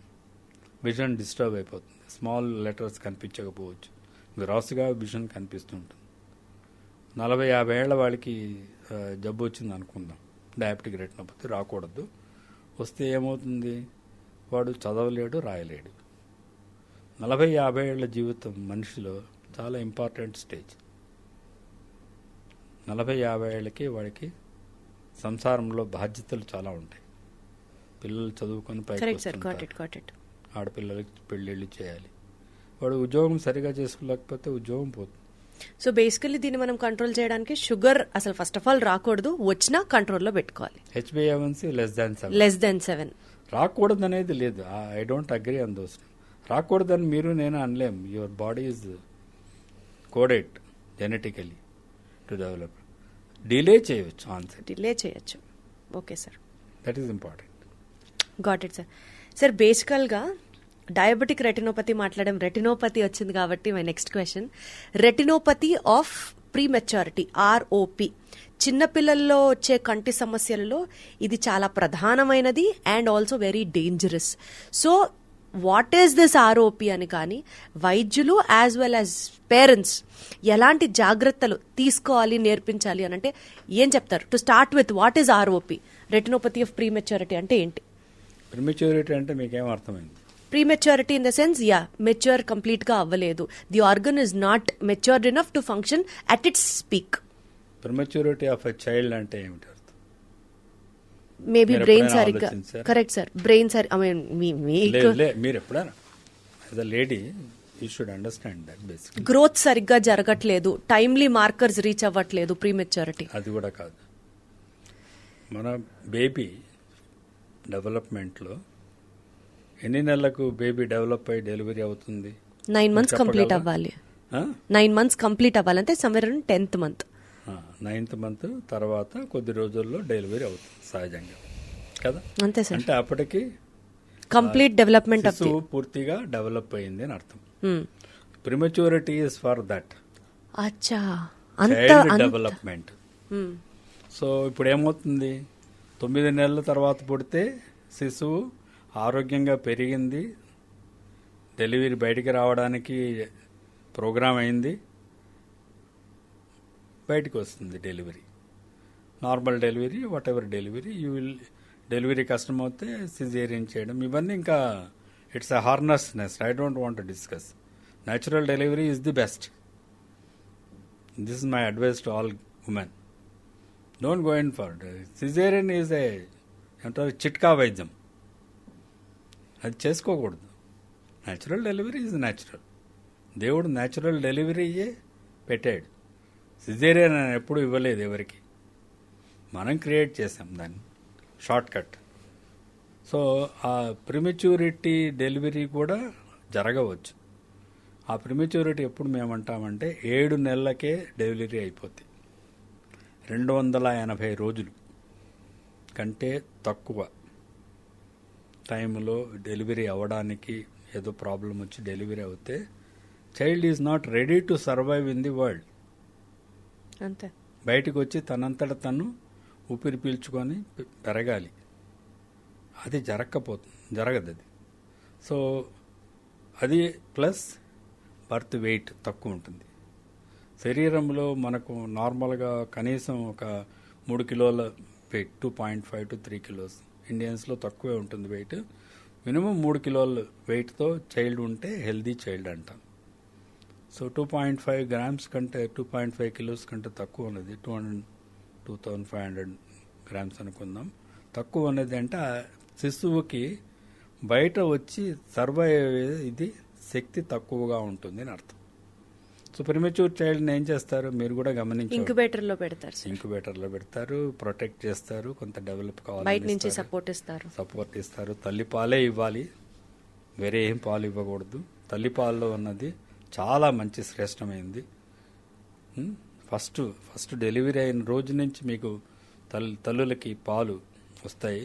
కొలెస్ట్రాల్ అది చాలా ఎసెన్షియల్. దాంట్లో ఉన్నంత యాంటీబాడీస్ శరీరంలో ఇంకెవరు ఇవ్వలేరు. ఏ మిల్క్ పౌడర్ ఇవ్వలేదు, అది ఇచ్చి తీరాలి. ఈ రోజుల్లో మీకు తెలుసో తెలియదు, తల్లిపాల బ్యాంక్స్ కూడా వచ్చాయి. అవును సార్, వింటున్నాం. కరెక్ట్. ఓకే, అవి ప్రిమిటివ్ చిల్డ్రన్కి ఇచ్చారంటే వాళ్ళకి రెసిస్టెన్స్ పెరుగుతుంది, శక్తి వస్తుంది, వాళ్ళంతట వాళ్ళు ఉండగలుగుతారు. సో ఆ స్టేజ్ లో ఉండే ఆ స్టేజ్ లో ఉన్న వాళ్ళలో రెటీనాలో కూడా కొన్ని మార్పులు వస్తాయి. ఈ మార్పులు ఎవరు చూస్తారు? అసలు ఎలా తెలుస్తుంది సార్ ఆ స్టేజ్ లో వచ్చిన మార్పుల్ని? కనీసం ఆ బేబీ చెప్పడం ఇంపాసిబుల్, తల్లి తండ్రి గుర్తించడం కూడా ప్రాబబుల్ ఇంపాసిబుల్. ఇంక్యుబేటర్ లో బేబీని పెడితే పీడియాట్రిషియన్ కూడా ఇంపార్టెంట్ తెలియదు, గైనకాలజిస్ట్ కు తెలియదు. ఎలా కదా? Absolutely sir, correct. ఎవరు చూస్తారు? వాళ్ళ కళ్ళు బయట చూస్తారు కానీ రెటీనా చూస్తారా? కాబట్టి ఇది వాళ్ళకి తెలియాలి. ఈ రెటీనా కూడా సరిగా డెవలప్ అయి ఉండదు. దాన్ని రెటినోపతి ఆఫ్ ప్రిమెచ్యూరిటీ అంటారు. మన ఇలా కళ్ళు ఇలా ఉంటే ఈ మధ్య పోస్టీరియర్ పోల్ అంటాం. ఈ సెంట్రల్ ఏరియా కొంత డెవలప్ అయింది, పెరిఫరీ అంతా ఇంకా డెవలప్ కాలే. అది 36 వీక్స్ తర్వాతే డెవలప్ అవుతుంది. పుట్టిన తర్వాత కూడా అందరికి కూడా కొంత డెవలప్ అవుతూ వస్తుంది పెరిఫెరియల్ రెటీనా. ఈ భాగానికి అంతా ఆక్సిజన్ వెళ్ళాలి.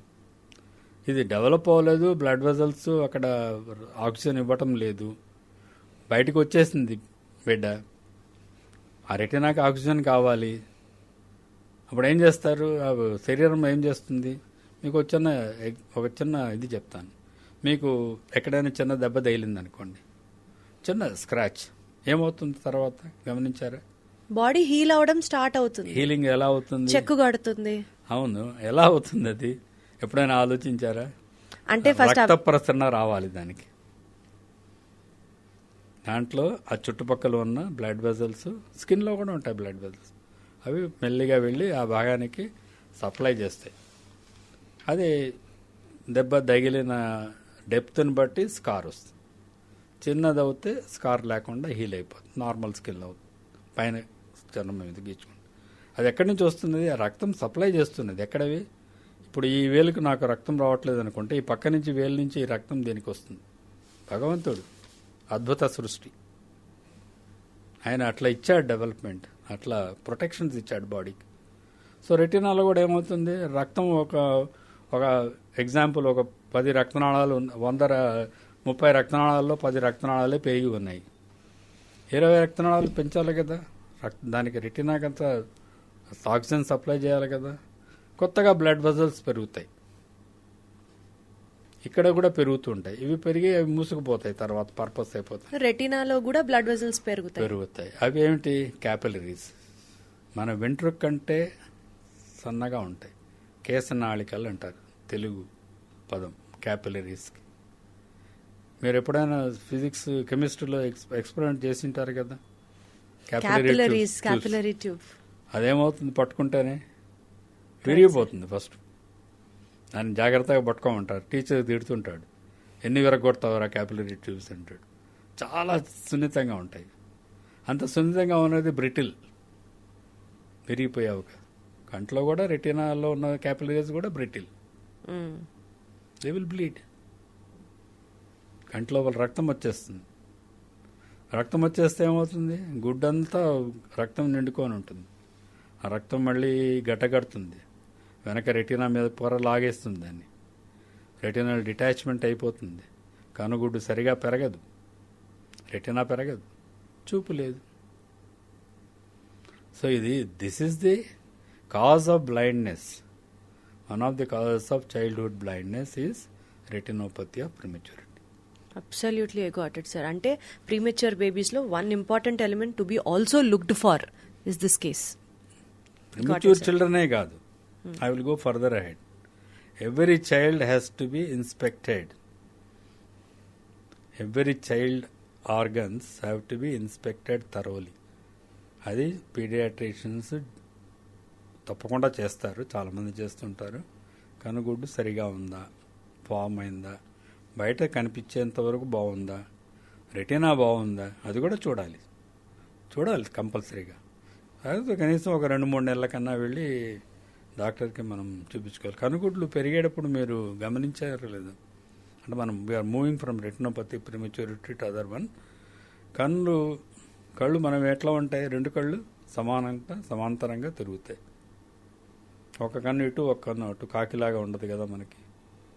అటుపక్క చూస్తే 2 కళ్ళు అటు వెళ్తాయి, ఇటు చూస్తే 2 కళ్ళు వెళ్తాయి. అది దట్స్ ప్యారలల్ మూమెంట్. అది 2 కళ్ళలో ఉన్న ఇమేజ్ మనకు బ్రెయిన్లో ఒకటవుతుంది. సో ఈ కనుగుడ్డు తిరగడం అనేది కూడా ఫస్ట్ 4 to 6 వీక్స్లో దానికి స్టిమ్యులేషన్ వస్తున్నది, ఒక ఇమేజ్ ఫామ్ అవుతుంది. తల్లి మొహం కనిపిస్తుంటుంది, తండ్రి మొహం కనిపిస్తూ ఉంటుంది. అవి స్టెబిలైజ్ అవ్వడానికి, వాటి వైపు చూడడానికి కనుగుడ్డు. పుట్టిన పిల్లలకి అటు ఇటు పోతుంటాయి కళ్ళు. మీరు ఎప్పుడైనా అప్పుడే పుట్టిన బిడ్డని చూసారా లేదు, అయ్యో కళ్ళు ఏమి ఇటుపోతున్నాయని కొంతమంది తల్లులు కంగారు పడతారు. కానీ 4th వీక్ కల్లా అవి సెటిల్ అయిపోతాయి. 4వ ఇంచుమించుగా చెప్తున్నాను, 6 వారాలు అంటారు. ఒక నెల కల్లా 2 కళ్ళు ఒకే దాని మీద దృష్టి పెట్టడం మొదలవుతుంది. అది కూడా ఎసెన్షియల్ విజన్లో. సైమల్టేనియస్ పర్సెప్షన్ ఆఫ్ విజన్ అంటాం. First development of the vision, binocular fixation. Sir ఇంత చిన్న కళ్ళకి ఎన్ని టర్మినాలజీస్ ఉన్నాయి సార్, ఎన్ని జబ్బులు ఉన్నాయి. 2 కళ్ళు నిలకడగా ఒక వస్తువును చూడాలి, చూసేందుకు సైమల్టేనియస్ పర్సెప్షన్. 2 కళ్ళు దాని మీద దృష్టి పెట్టాలి. దృష్టి పెట్టినప్పుడు స్టీరియాప్సిస్ డెవలప్ అవ్వాలి. ఇవంతా ఎప్పటికి డెవలప్ అవుతాయి తెలుసా? చైల్డ్లో 9-10 సంవత్సరాల వరకు డెవలప్మెంట్ అవుతూనే ఉంటాయి. కళ్ళకి సంబంధించి, కళ్ళకి కాదు, విజన్. కళ్ళుతో చూస్తున్నాయి. కళ్ళు సరిగా processing of the vision starts from the day 1 and then the vision, binocular vision development is complete by 9th or 10th year of the life. Sir ఈ 10 సంవత్సరాల లోపల పిల్లల్ని పుట్టినప్పటి నుంచి కళ్ళు పరీక్ష చేయడం అనేది చాలా అత్యంత అవసరం. Mandatory step. అర్థం అవుతుంది సార్ నాకు. సార్ బేసికల్గా ఇన్ని సమస్యలు అంటే ఒకప్పుడు సార్ కళ్ళకి జోళ్లు ఓ ఏజ్ వచ్చాక వస్తాయి, సో కంటి సమస్యలు ఒక ఏజ్ వచ్చాక డెవలప్ అవుతాయి అన్న ఒక వర్షన్ నుంచి ప్రీమెచ్యూర్ బేబీస్ లో కూడా కంటి సమస్యలు ఉంటాయి అని తెలుసుకున్నాం ఇప్పుడు ఇంటర్వ్యూలో జరిగింది సార్. ఆరోగ్యశ్రీలో బోలెడు పథకాలు, అంటే బోలెడన్ని ఐ ప్రాబ్లమ్స్ని కూడా జాయిన్ చెయ్యాలి అని మీరు ఫైట్ చేసిన వాళ్ళలో ఒకళ్ళని విన్నాను. దాని గురించి చెప్పండి సార్. మీరు ఆ మిషన్ అచీవ్ చేశారా? Wonderful sir, super. లేదు, ఆరోగ్యశ్రీలో మొదలు పెట్టినప్పుడు ఏదైనా వైద్యం 50,000 రూపాయలు కార్పొరేట్ హాస్పిటల్స్లో ఖర్చు అవుతుంటే బీదవాళ్ళు దాన్ని చేయించుకోలేరని చెప్పి ఉద్దేశంతో రాజశేఖర రెడ్డి గారు మొదలుపెట్టారు. ఆయనే స్టార్ట్ చేశారు. అందులో 2 సంవత్సరాల వరకు అదే నడుస్తున్నది. నాకు ఒక అవకాశం దొరికింది. అప్పుడున్న హెల్త్ సెక్రటరీ గారు అగర్వాల్ గారు ఉన్నారు, ఆయనతో మాట్లాడాను. ఇలా మీరు ఇట్లా ఇంత ఇది చెబితే బీదవాళ్ళలో, అప్పుడే పుట్టిన పిల్లల్లో చాలామందిలో చైల్డ్హుడ్ బ్లైండ్నెస్ అని ఉంది. ఇవన్నీ అన్ని చోట్ల వైద్యం జరగట్లేదు ఇప్పటికి కూడా. ప్రపంచంలో మీరు అన్నారు కదా, కన్ను అంటే కళ్ళజోడు వేసుకోవడం, క్యాటరాక్ట్ ఆపరేషన్, ఇవి అన్ని చోట్ల దొరుకుతుంది. మిగిలిన వైద్యాలు స్పెషలైజ్డ్ వైద్యాలు అయిపోయాయి. మెల్లకన్ను వచ్చింది, వాడికి ఏదో కనుగోడు తిరుగుతున్నది, వాడికి చూపు లేదు. ఒక చైల్డ్, సింపుల్ ఎగ్జాంపుల్ ఆయనకి చెప్పాను. ఒక చైల్డ్ పుట్టుకతో చూపు లేకుండా పుట్టింది అనుకుందాం. ఐ డోంట్ వాంట్ యూజ్ గుడ్డి, it's a very bad word. చూపు తక్కువగా పుట్టింది అనుకుందాం. ఆ చైల్డ్, ఆ శిశువు 50 సంవత్సరాలు బతకాలి. పుట్టిన, మీరు అన్నారు కదా ఇందాక స్టాటిస్టిక్స్, 1.5 మిలియన్ చైల్డ్ బ్లైండ్ అనుకుందాం. 1.5 మిలియన్ అంటే ఎన్ని లక్షలు? 15 లక్షలు. 1.5 మిలియన్ చిల్డ్రన్కి 50 సంవత్సరాలు చూపు తక్కువగా పెరగాలి అంటే టార్చర్. అది కాదు, ఎంత అందవుతాం ఉందని.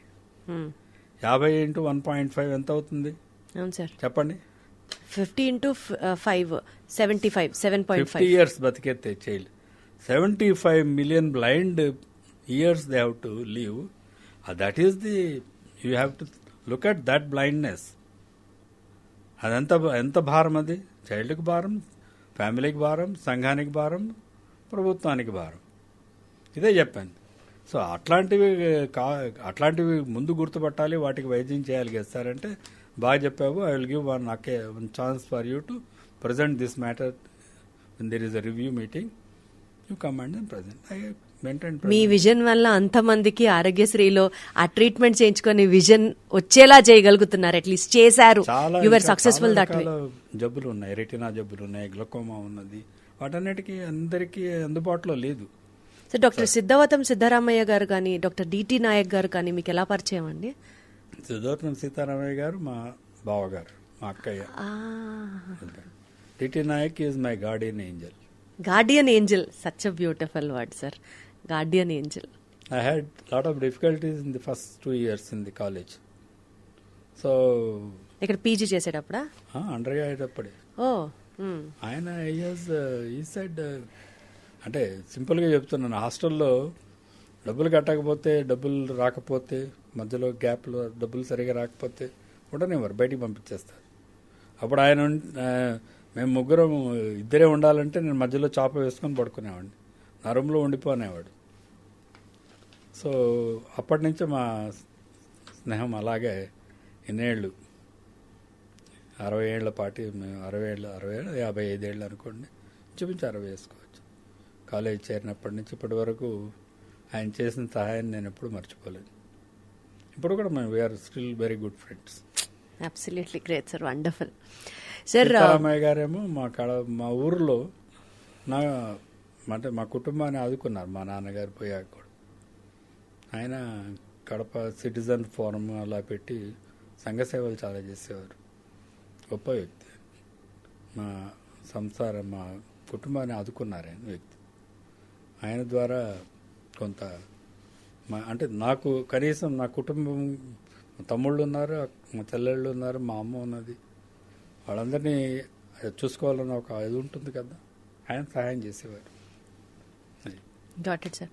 సో స్కూల్లో చదువుకునే రోజుల్లో పాండమిక్ డిసీజ్ అన్న వెంటనే ఆ బిట్ ఫస్ట్ ఆన్సర్ కొలరా అని రాసేసేవాళ్ళం. మాకు తెలిసి పాండమిక్ డిసీజ్ వచ్చిందంట, cholera was a severe dreadful pandemic disease అని చెప్పి చదువుకున్నాం.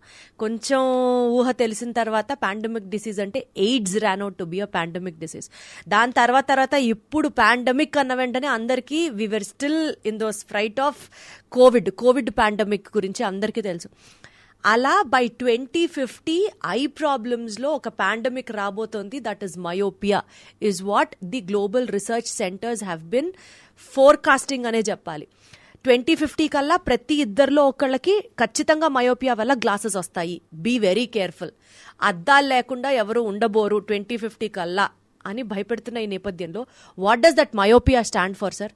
రిఫ్రాక్టివ్ ఎర్రర్స్, మయోపియా ఏంటి పదాలన్నీ? మయోపియా అనేది it's Latin word, short vision, short sightedness.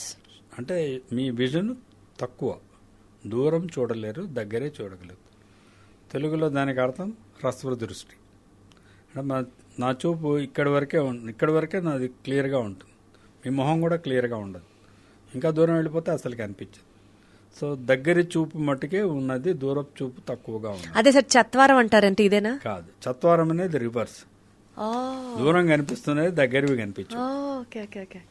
చదవడానికి చిన్న అక్షరాలు కనిపించకపో, అది 40 ఏళ్లకి మన మజిల్ వీక్ అవుతుంది. అందరికీ సహజంగా అందరికీ రావాలి, ఎవరీ హ్యూమన్ బీయింగ్కి. 40 ఏళ్ళప్పుడు చత్వారం రావడం జబ్బు అనుకుంటారు. జబ్బు కాదు, వయసు పెరుగుతుంది. వయసు పెరుగుతున్నప్పుడు చిన్న అక్షరాలు కనిపించకపోతే దానికి అవసరమన్నా కళ్ళజోడు వేసుకోవాలి.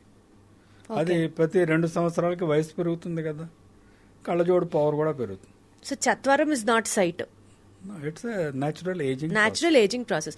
మయోపియా అంటే సైట్. మయోపియా అనేది by the virtue of your refraction. అంటే మనం చెప్పాను కదా, 2 కండెన్సింగ్ లెన్సెస్ ఉంటాయి, కార్నియా అనేది లోపల lens, plus image has to form అనే పర్టికులర్ డిస్టెన్స్ బిహైండ్.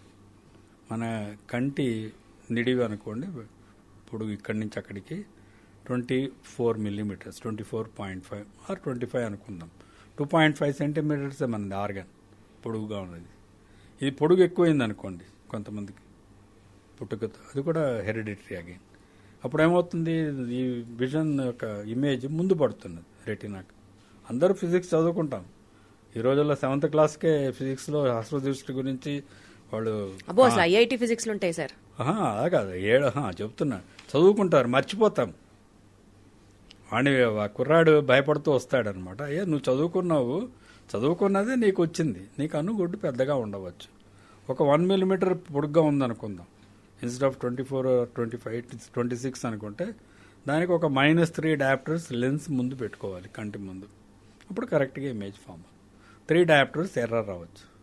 అట్లాగే మనం ముందు ఉన్నది కూడా కాన్వెక్స్ లెన్స్ కార్నియా, అది కొంచెం ఎక్కువ కర్వేచర్ ఉందనుకుందాం, అప్పుడు ఒక 3 డయాప్టర్లు ఎర్రర్ రావచ్చు. మామూలుగా కాన్వెక్స్ లెన్స్ ఇలా అయిపోతే ఇక్కడే పడుతుంది ఇమేజ్, ఇలా ఉంటే ఇక్కడ పడుతుంది ఇమేజ్. సో ఇక్కడ పడాల్సింది ఇక్కడే పడుతున్నది కాబట్టి, ఇది కర్వేచర్ ఇలా ఉంది కాబట్టి ముందు ఒక కాన్వెక్స్ లెన్స్, కాన్కేవ్ లెన్స్ పెట్టుకోండి. ఈ కాన్కేవ్ లెన్స్ పెట్టుకోవడం వల్ల కరెక్ట్గా ఇమేజ్ ఫార్మ్ అవుతుంది. ఇంతే.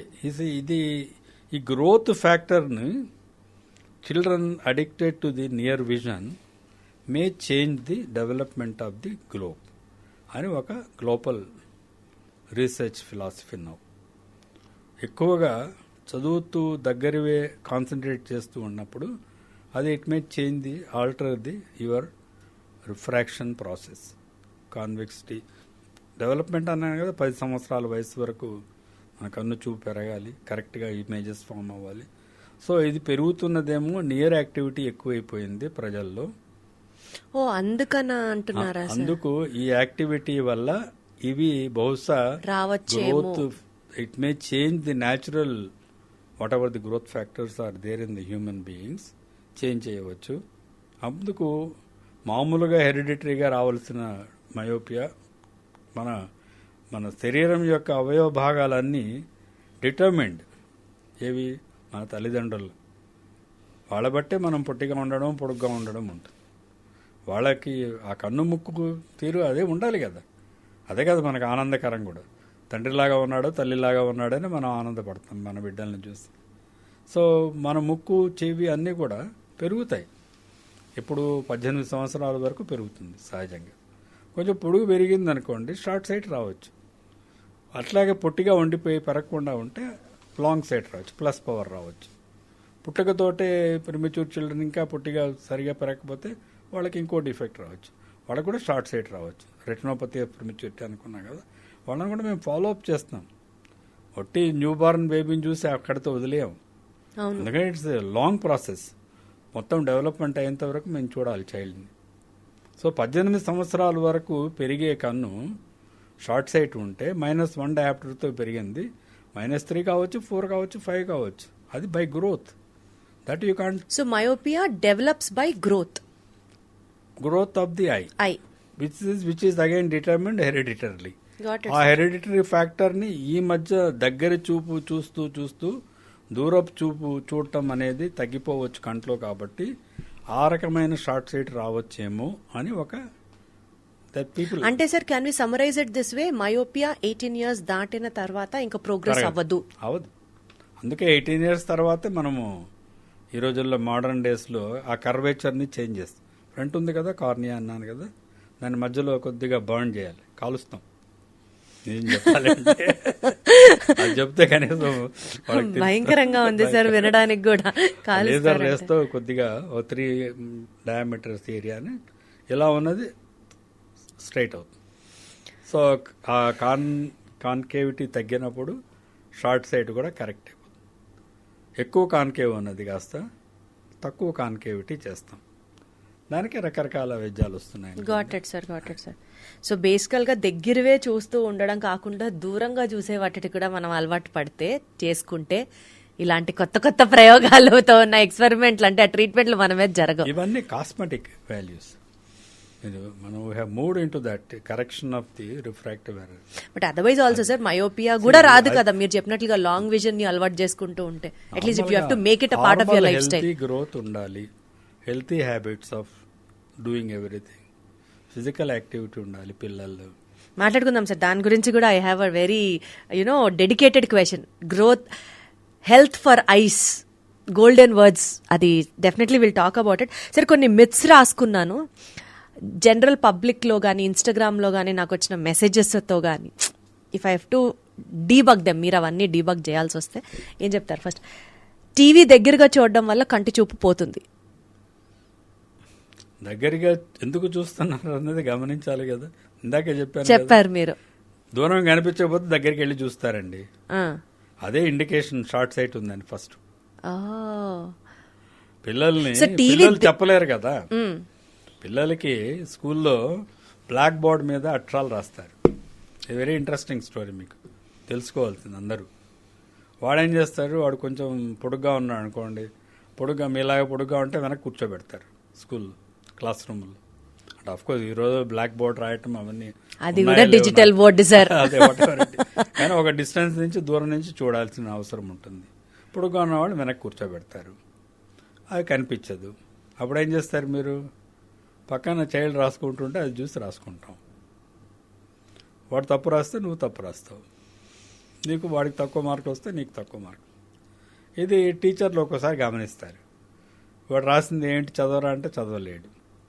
అప్పుడు పేరెంట్స్ని పిలిచి చెప్తారంటే కొంత ఏమంటారు రెస్పాన్సిబుల్ టీచర్స్ అయితే గమనిస్తారు. రెస్పాన్సిబిలిటీ లేని వాళ్ళు పట్టించుకోరు. వీడియో స్కూల్కి వెళ్ళి ఇంటికి వెళ్ళి చెబుతాడు, రోజు చెప్తూ ఉంటాడు ఇంట్లో, నాకు బోర్డు మీద రాసేది కనిపించిన ఏం లేదురా బాగానే ఉంటుంది, ముందుకెళ్ళి కూర్చో చూసుకో. ఇలాగా ఉంటుంది మన perceptions of the problems of the children. కాబట్టి చైల్డ్ని ఫస్ట్ క్లాస్ నేను ముందే చెప్పాను, ఇంకా చైల్డ్ వారినప్పటి నుంచే చూడాలి. కనీసం ఫస్ట్ క్లాస్ చేర్చేటప్పుడన్నా ఎల్కేజీ యూకేజీ ఎప్పుడన్నా ఒకసారి ఐ విజన్ చెక్ చేయించుకోవాలి. Got it sir, got it. Second point sir, cataract కి మందులతో చికిత్స చేయొచ్చు. ఏజింగ్ ప్రాసెస్ కదా, సో మందులతో అవ్వదు, సర్జరీ పడాలి. మందులు ఏమన్నా ఏజింగ్ కాకుండా కాపాడితే అవి దీనికి కూడా హెల్ప్ఫుల్గా ఉంటాయి. మసూరి, తేనె, రోజ్ వాటర్, క్యాస్టర్ ఆయిల్ కళ్ళని ఆరోగ్యంగా ఉంచుకోవడానికి అప్పుడప్పుడు కొన్ని చుక్కలు కళ్ళలో వేసుకోవాలి. నాకు తెలియదు కానీ ఈ వైద్యం గురించి నాకు తెలిసిందల్లా కంటికి కన్నీరు ముఖ్యం. కన్నీరు 24 గంటలు కంట్లో ఉంటుందని మీకు తెలుసా? అవును సార్, మాయిస్ట్గా ఉంటాయి కళ్ళు. నిద్రపోయినప్పుడు కూడా ఉంటాయి నీళ్ళు. మామూలుగా కళ్ళు తెరిచినప్పుడు అవి ఎవాపరేట్ అయిపోతాయి. ఈ భాగంలో కంటికి కొలికిలో వెనక భాగం గుడ్డు పై నుంచి అవి స్రవించి నెమ్మదిగా ఫిల్మ్ లాగా ఫార్మ్ అయ్యి రెప్ప చివర, మీరు రెప్ప లాగి చూసుకుంటే వచ్చిన హోల్ ఉంది. Correct sir. కెనాలిక్యులర్ పంక్టం అంటాం. అందులో నుంచి ముక్కులోకి వెళ్ళి ముక్కులో ఉన్న వేడిలో ఎవాపరేట్ అయిపోతాయి ఇన్ నానో క్వాంటిటీస్. ఇవి సహజంగా కంటికి అవసరమైన లిక్విడ్. ఓకే, అదేం చేస్తుంది, they will keep the structures which is transparent. మనకు ముఖ్యం కళ్ళు. మీ కళ్ళు మెరిసిపోతున్నాయి, లైట్ వెలుగు వచ్చింది అంటే ఎందుకు అది? Because your tear film is actually causing good coverage on the cornea, keeping it healthy. అది తగ్గిపోయింది అనుకుందాం, మీరు ఇవన్నీ వేస్తారేవో, దే ఆర్ నాట్ ఐసోటానిక్ చెప్తున్నా. కెమికల్లోకి వెళ్దాం కాంపౌండ్. అవి నార్మల్ ఏంటి, నార్మల్గా కన్నీళ్ళు ఎలా ఉంటాయి, ఉప్పగా ఉంటాయి. అంటే that is acidic, not acidic, salt, alkaline. Correct, salts are alkaline. Okay, alkaline just ఒక 7.25 అలా ఉంటుంది. ఎక్కువ అంత ఆల్కలైన్ ఉంటుంది. మరి ఉప్పగా ఏమి ఉండవు, కొద్దిగా ఉప్పగా ఉంటాయి. తాగే నీళ్ళు ఎలా ఉంటాయి, ఐసోటానిక్ కూడా కాదు, అసిడిక్. తాగే నీళ్లు సార్ అవి అందుకే తీయగా ఉంటాయి. ఐసోటానిక్ ఉంటే రుచి ఉండవు, అంతే కదా. ఉప్పగానే ఉండాలి, తీయగానే ఉండాలి, ఏమి రుచి లేకుండా. వాటర్కి ఏం టేస్ట్ ఉంటుంది సార్? వాటర్కి కొంచెం తాగే నీళ్ళు తీయటి నీళ్ళు అంటాం కదా, ఉప్పు నీళ్ళు తాగుతాం మనం. మరి అదే టేస్ట్. ఆ టేస్ట్ ఎలా వస్తుంది? Slightly acidic. అందులో ఉన్న యాసిడిక్ ప్రొడ్యూస్ చేసే కెమికల్స్ ఉంటాయి, సాల్ట్స్ ఉంటాయి. సో ఈ యాసిడ్ నీళ్లతో కళ్ళ మీద అలా చల్లుకున్నాం అనుకోండి, రోజుకు 10 సార్లు చల్లుకున్నాం అనుకోండి, కంటికి ఉన్న టీయర్స్ ఉన్నాయి కదా, టీయర్స్ ఏమిటి? ఉప్పగా ఉన్నాయి. వాటిని ఈ కెమికల్ డీకాంపోజిషన్ జరిగితే ఏమవుతుంది? న్యూట్రల్ అవుతుంది. ఇది యాసిడ్ పోసుకుంటున్నాం. యాసిడ్ అంటే అంతేం భయంకరంగా చెప్పదలుచుకోలేదు. స్లైట్లీ యాసిడిక్ వాటర్ కంట్లోకి వేస్తే సెలేనిక్గా ఉన్న టీయర్స్ నార్మల్ అవుతాయి. Salinity is essential for survival of the structures. అందుకే దేవుడు ఉప్పగా క్రియేట్ చేస్తాడు. ఎమోషన్ ఎక్కువ అవుతాయి, ఇవి నీళ్ళు ఎక్కువ ప్రొడ్యూస్ అవుతాయి. ప్రొడ్యూస్ అయిన నీళ్లు ముక్కులోకి వెళ్ళవు కాబట్టి చిన్న కెనాల్ అది ఓవర్ఫ్లో అవుతుంది, కంట్లోంచి నీళ్లు కారుతాయి బయటికి. ఎక్కువ ప్రొడ్యూస్ అయ్యే ఎమోషనల్ స్టిమ్యులేషన్ వల్ల, whatever it, emotional or గాలి తగిలినా ఇది తగిలినా అవి స్టిమ్యులేట్ అయ్యి ఎక్కువ, అంటే it's a natural protection. It will wipe off all the dust gist. మనకు తెలియకుండా లోపలికి వెళ్ళవచ్చు కొద్దిగా, కానీ కొద్దిగా పోతూ ఉందని చెప్పి రోజు అదే పనిగా కళ్ళు కడుక్కోకూడదు. కన్ను నోరులాగా పుక్కిలించక్కర్లేదు. Because it already has water in it throughout. Water natural, దాన్ని ప్రిజర్వ్ చేసుకోవాలి మనం. సో ఇవన్నీ మీరు అన్నారు కదా, ఇవన్నీ వేసుకుంటే అట్లా వేసుకొని మంచిది అని చెప్పిన వాళ్ళతో నేను ఒక ఎక్స్పెరిమెంట్ చేయడానికి సిద్ధంగా ఉన్నాను. దానివల్ల ఏమి ఎలాగా అవుతుంది, ఇది ఆల్టర్ చేస్తుందా, వేయకుండా కొంతమందికి వేసి కొంతమందికి. ఈ క్లినికల్ స్టడీస్లో ర్యాండమైజ్డ్ కంట్రోల్ స్టడీస్ అంటాం. మీరు నాకు అందులో బెనిఫిట్ ఏమి, అందులో నేను చెప్పిన దీనివల్ల ఏమైనా టీయర్స్ ఫిల్మ్ ఆల్కలైనిటీ పోయి డిస్ట్రాయ్ అవుతుందా? ఆ టీయర్ ఫిల్మ్స్ తగ్గిపోయే కొద్దీ డ్రైనెస్ వస్తుంది. Got it sir, I understand. ఇప్పుడు కంప్యూటర్ విజన్ సిండ్రోమ్లో అడిగారు ఇందాక, అదేం లేదు, కళ్ళు ఎక్కువ తెరుచుకొని అలాగే చూస్తూ ఉంటే డ్రైనెస్ ఆఫ్ ది ఐస్ కూడా మామూలుగా త్వరగా ఎవాపరేట్ అవుతున్నాయి. Tears are not being produce. So you will feel smarting, కళ్ళు మంటలు అనిపిస్తుంది. కొంతసేపు కళ్ళు మూసుకుంటే మళ్ళీ నార్మల్ టీయర్స్ వచ్చేస్తాయి. అందుకు వాళ్ళకి కొంతమందికి ఆర్టిఫిషియల్ టీయర్స్ ఇస్తాం. మరి ఎక్కువగా 24 గంటలు 20 గంటలు చూస్తూ అలాగే కాన్స్టెంట్గా మనమేం కనురెప్పలు వాల్చకుండా ఉండలేం సార్. మీరు ఆర్టిఫిషియల్ టీయర్స్ అన్నారు కానీ సార్, అంటే ఇది కూడా ఒక ఐసోటానిక్, అప్పుడు ఐసోటానిక్ ఇది కూడా ఒక మిత్తే సార్. అది కరెక్టా కాదా మీరు చెప్పాలి. మేబీ స్క్రీన్ కి ఎక్కువ ఎక్స్పోజ్ అయినప్పుడు డ్రైనెస్ ఆఫ్ ది ఐని ఎక్స్పీరియన్స్ చేసినప్పుడు కంటిన్యూస్ గా రెప్పేయకుండా మీరు చెప్పినట్లుగా. అనిమేషన్ కాదు కదా మనం, ఎవరిని అనిమేషన్ అంటారు? దేవతల్ని. వాళ్ళు రెప్పలేయరట, రెప్పలు వాళ్ళకేమన్నా దేవుడు అలా పెట్టాడము. రెప్పలు తెరుచుకున్నంతా కూడా కాన్స్టెంట్ గా కంట్లో వాళ్ళ నీళ్లు స్పష్టంగానే కనిపిస్తుందేమో. అంటే నా పాయింట్ సార్, అలా డ్రైనెస్ ఆఫ్ ది ఐస్ వచ్చినప్పుడు బ్లింక్ చేస్తే సరిపోతుంది అన్నది మీరు చెప్తున్నారు. కళ్ళని బాగా నలుపుకుంటే, రుద్దుకుంటే అప్పుడు ఆటోమేటిక్ గా కొంత తేమ వస్తుంది. That is a very good practice అని అంటారు. దాన్ని ఏం చెప్తారు? గట్టిగా నలుపుకోవడం అంటే సెన్సిటివ్ ఆర్గన్, దాన్ని ఎందుకు గట్టిగా నలవడం?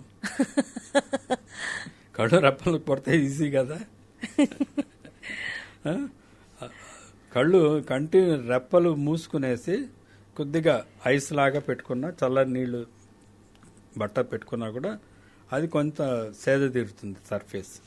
అచ్చా, that is better than urgent గా నలిపేసే ఎక్కర్లేదు కళ్ళని. చాలా మంది పెట్టుకుంటుంటారు కదా, మోడర్న్ బొటిక్ లో కూడా అదే కదా. వాళ్ళు ఐప్యాడ్స్ వచ్చేసాయి, చక్కగా వచ్చేసాయి కదా, ఫ్రిడ్జ్ లో పెట్టుకుని అది తీసి మీద పెట్టుకుంటే హాయిగా ఉంటుంది. దానివల్ల నలపడం అనవసరం. So it will cool the surface of the, so it will not get evaporated faster. LASIK laser కన్నా చాలా ప్రమాదకరం, చాలా సైడ్ ఎఫెక్ట్స్ ఉంటాయి. సో లేసిక్ చేయించుకునే ముందర ఆలోచించుకొని చేయించుకోండి. ఇందాక చెప్పా కదా మేము కాలుస్తున్నామని, అదే లేసిక్ సార్? అదే లేసిక్. అంటే అది నిజంగా డేంజరేనా?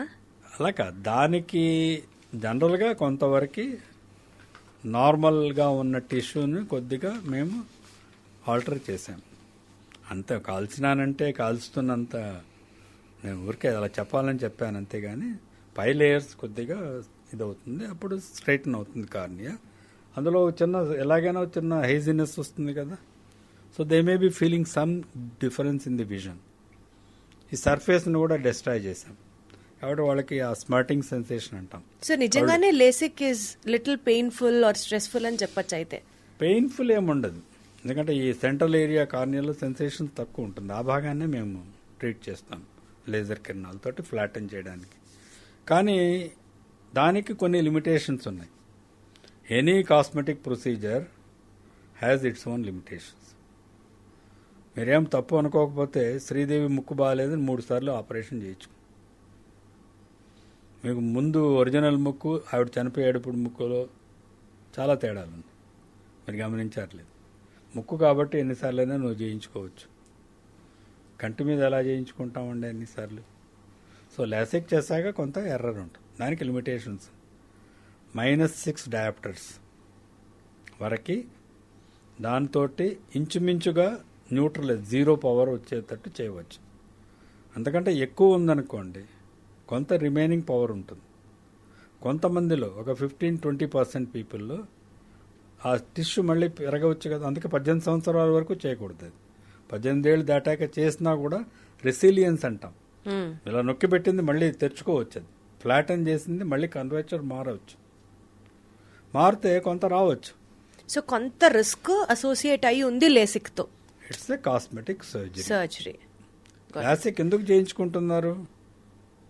కళ్ళజోడు వేసుకోవడం ఇష్టం లేని వాళ్ళు, ఎక్కువ పవర్ ఉంది బయట, సోడా బుడ్డి కళ్ళద్దాలు బాగో కాబట్టి. దేనికి బాగోలేవు, వాడికి వేసుకున్న వాడికి బాగానే ఉంటుంది. నా మొహం సరిగా కళ్ళజోడు వేసుకుంటే బాగుండదు. అదే సార్ మీరు అన్నారు కదా కాస్మెటిక్ యాంగిల్ అని. 100% it's a cosmetic surgery, it's not a regular corrective surgery.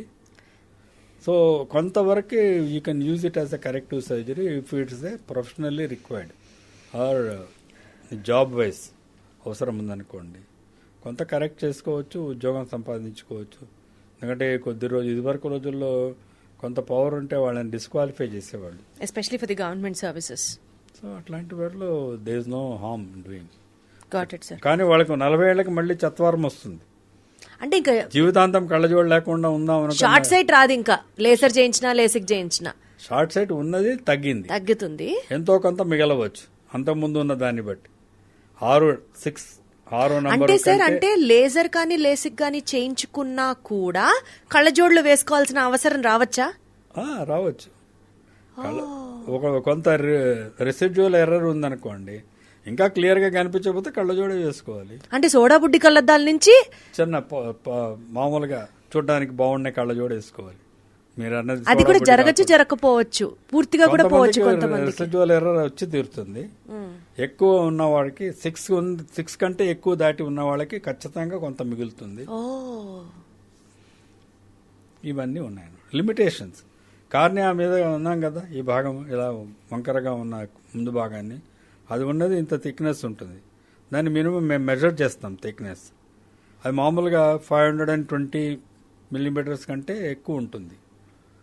So అంతకంటే తక్కువ ఉందనుకోండి, థిక్గా లేదనుకోండి, అప్పుడు ఏం చేయాలి? అది చేస్తే బొక్క పడుతుంది కదా, మేము చేయమంటాం. సో అది మెజర్ చేస్తాం. ఇవన్నీ ఉన్నాయి. అర్థమైంది సార్. ఆ పారామీటర్స్ అన్ని మీరు చెక్ చేస్తారు. పారామీటర్స్ అన్ని చూసి చేయించుకునే వారితో, పేషెంట్ అనుకోకపోతే ఆ వ్యక్తితో మేము డిస్కస్ చేయాలి, ప్రోస్ అండ్ కాన్స్ డిస్కస్ చేయాలి, అన్నిటికీ యాక్సెప్ట్ అవుతూనే చేయాలి. Got it sir. మంచి కంపెనీ కాజల్ పెట్టుకుంటే లేదా హోమ్ మేడ్ కాజల్ పిల్లలకి పెడితే, కాటుకు పెడితే చక్కగా గుండ్రంగా పెద్ద పెద్దగా పెరుగుతాయి కళ్ళు, పెద్దగా కనిపిస్తాయి. ఎవరైనా పెద్దోళ్ళైనా పెట్టుకునేది కాజల్ అందంగా కనిపించడానికి. అంటే it is good for I health అంటే ఏం చెప్తారు? Nothing like good for I health. మనం ఆల్రెడీ డిస్కస్ చేసాం కదా, it's a foreign material. Again it's a foreign material for the ice. Okay. So lid ఎక్కడ పెట్టుకుంటారు మీరు? కాటుగా కనురెప్ప కింద. కనురెప్ప కింద పెట్టుకోరు.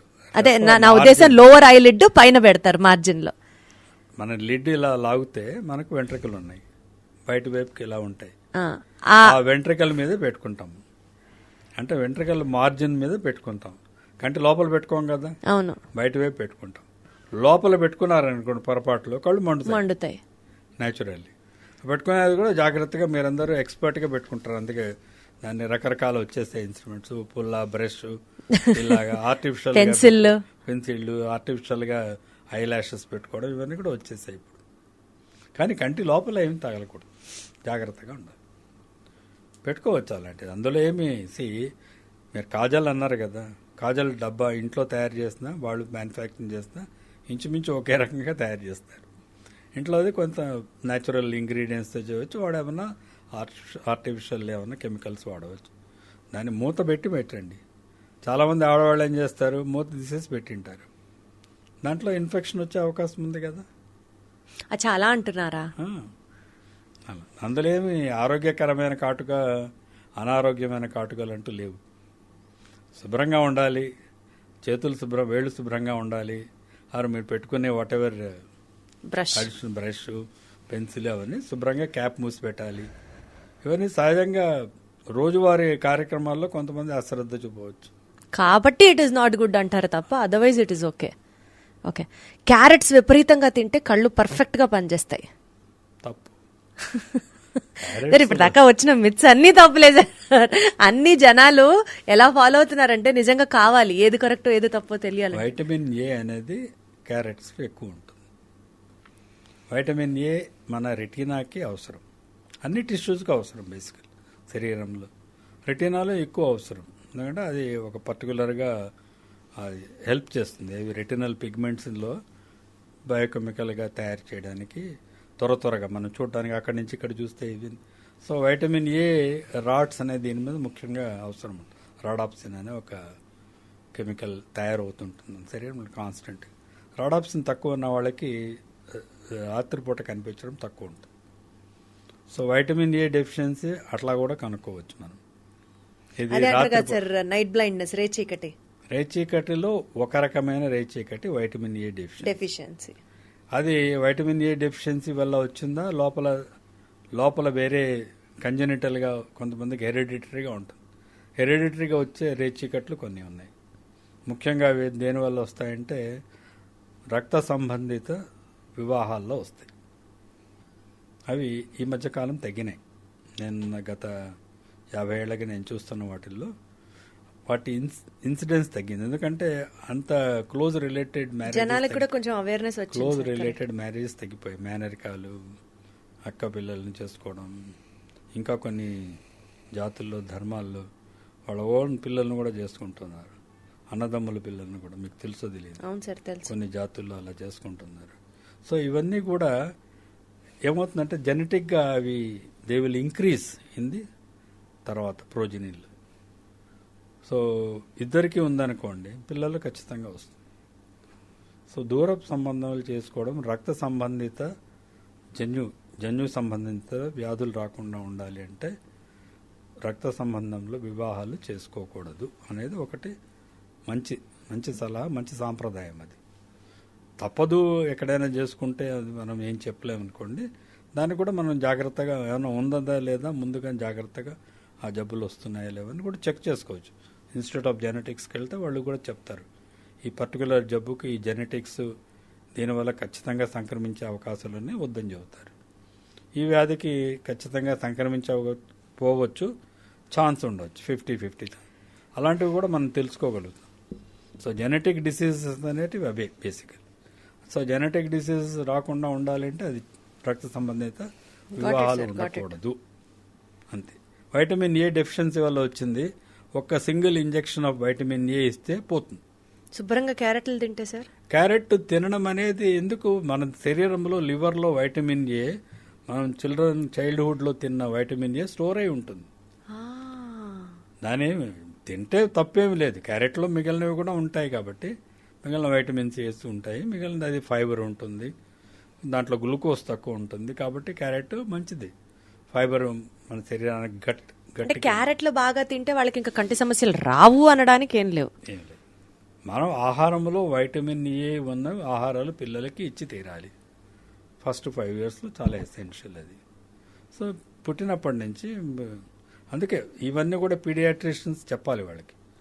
తల్లిపాలు ఫస్ట్, పాల తర్వాత మనం 6 నెలలకే యాక్చువల్లీ పిల్లలకి ఆకుకూరలు ఇవన్నీ సూప్ లాగా చేసి పెట్టాలి. ఆహారంలో కూడా ఆకుకూరలు, ఎల్లో ఫ్రూట్స్, కలర్ఫుల్ డైట్. ఇవి తింటూ ఉంటే ఏ vitamin A deficiency A vitamin deficiency కూడా రాదు. వైటమిన్ ఏ కాదు, ఏ వైటమిన్ కూడా మనకు ఆకుకూరల్లో కాయగూరలో ఉన్న వైటమిన్ ఏ మనం ఏదైతే తింటామో లివర్లో స్టోర్ అయిపోయి ఉంటుంది. సో అడిషనల్గా వైటమిన్ ఏ తీసుకోకూడదు. చాలా ఎక్కువ తీసుకున్నాను అనుకోండి అదొక జబ్బు అవుతుంది. హైపర్ వైటమినోసిస్ అని వస్తుంది ఒకటి, రాకూడదు. కాబట్టి అంటే క్యారెట్లో అంత ఎక్కువ ఉండదులేండి, అంటే రోజు క్యారెట్ తిన్నా ఏమి ప్రమాదం ఏం లేదు. క్యారెట్ తింటే ఇవి పోతాయనుకోవడం తప్పు, రాకుండా ఉంటాయనుకుంటే అది మిస్కాన్సెప్షన్. Got it sir. కళ్ళు ఆరోగ్యవంతంగా పనిచేయాలంటే హెల్త్ ఫర్ ఐస్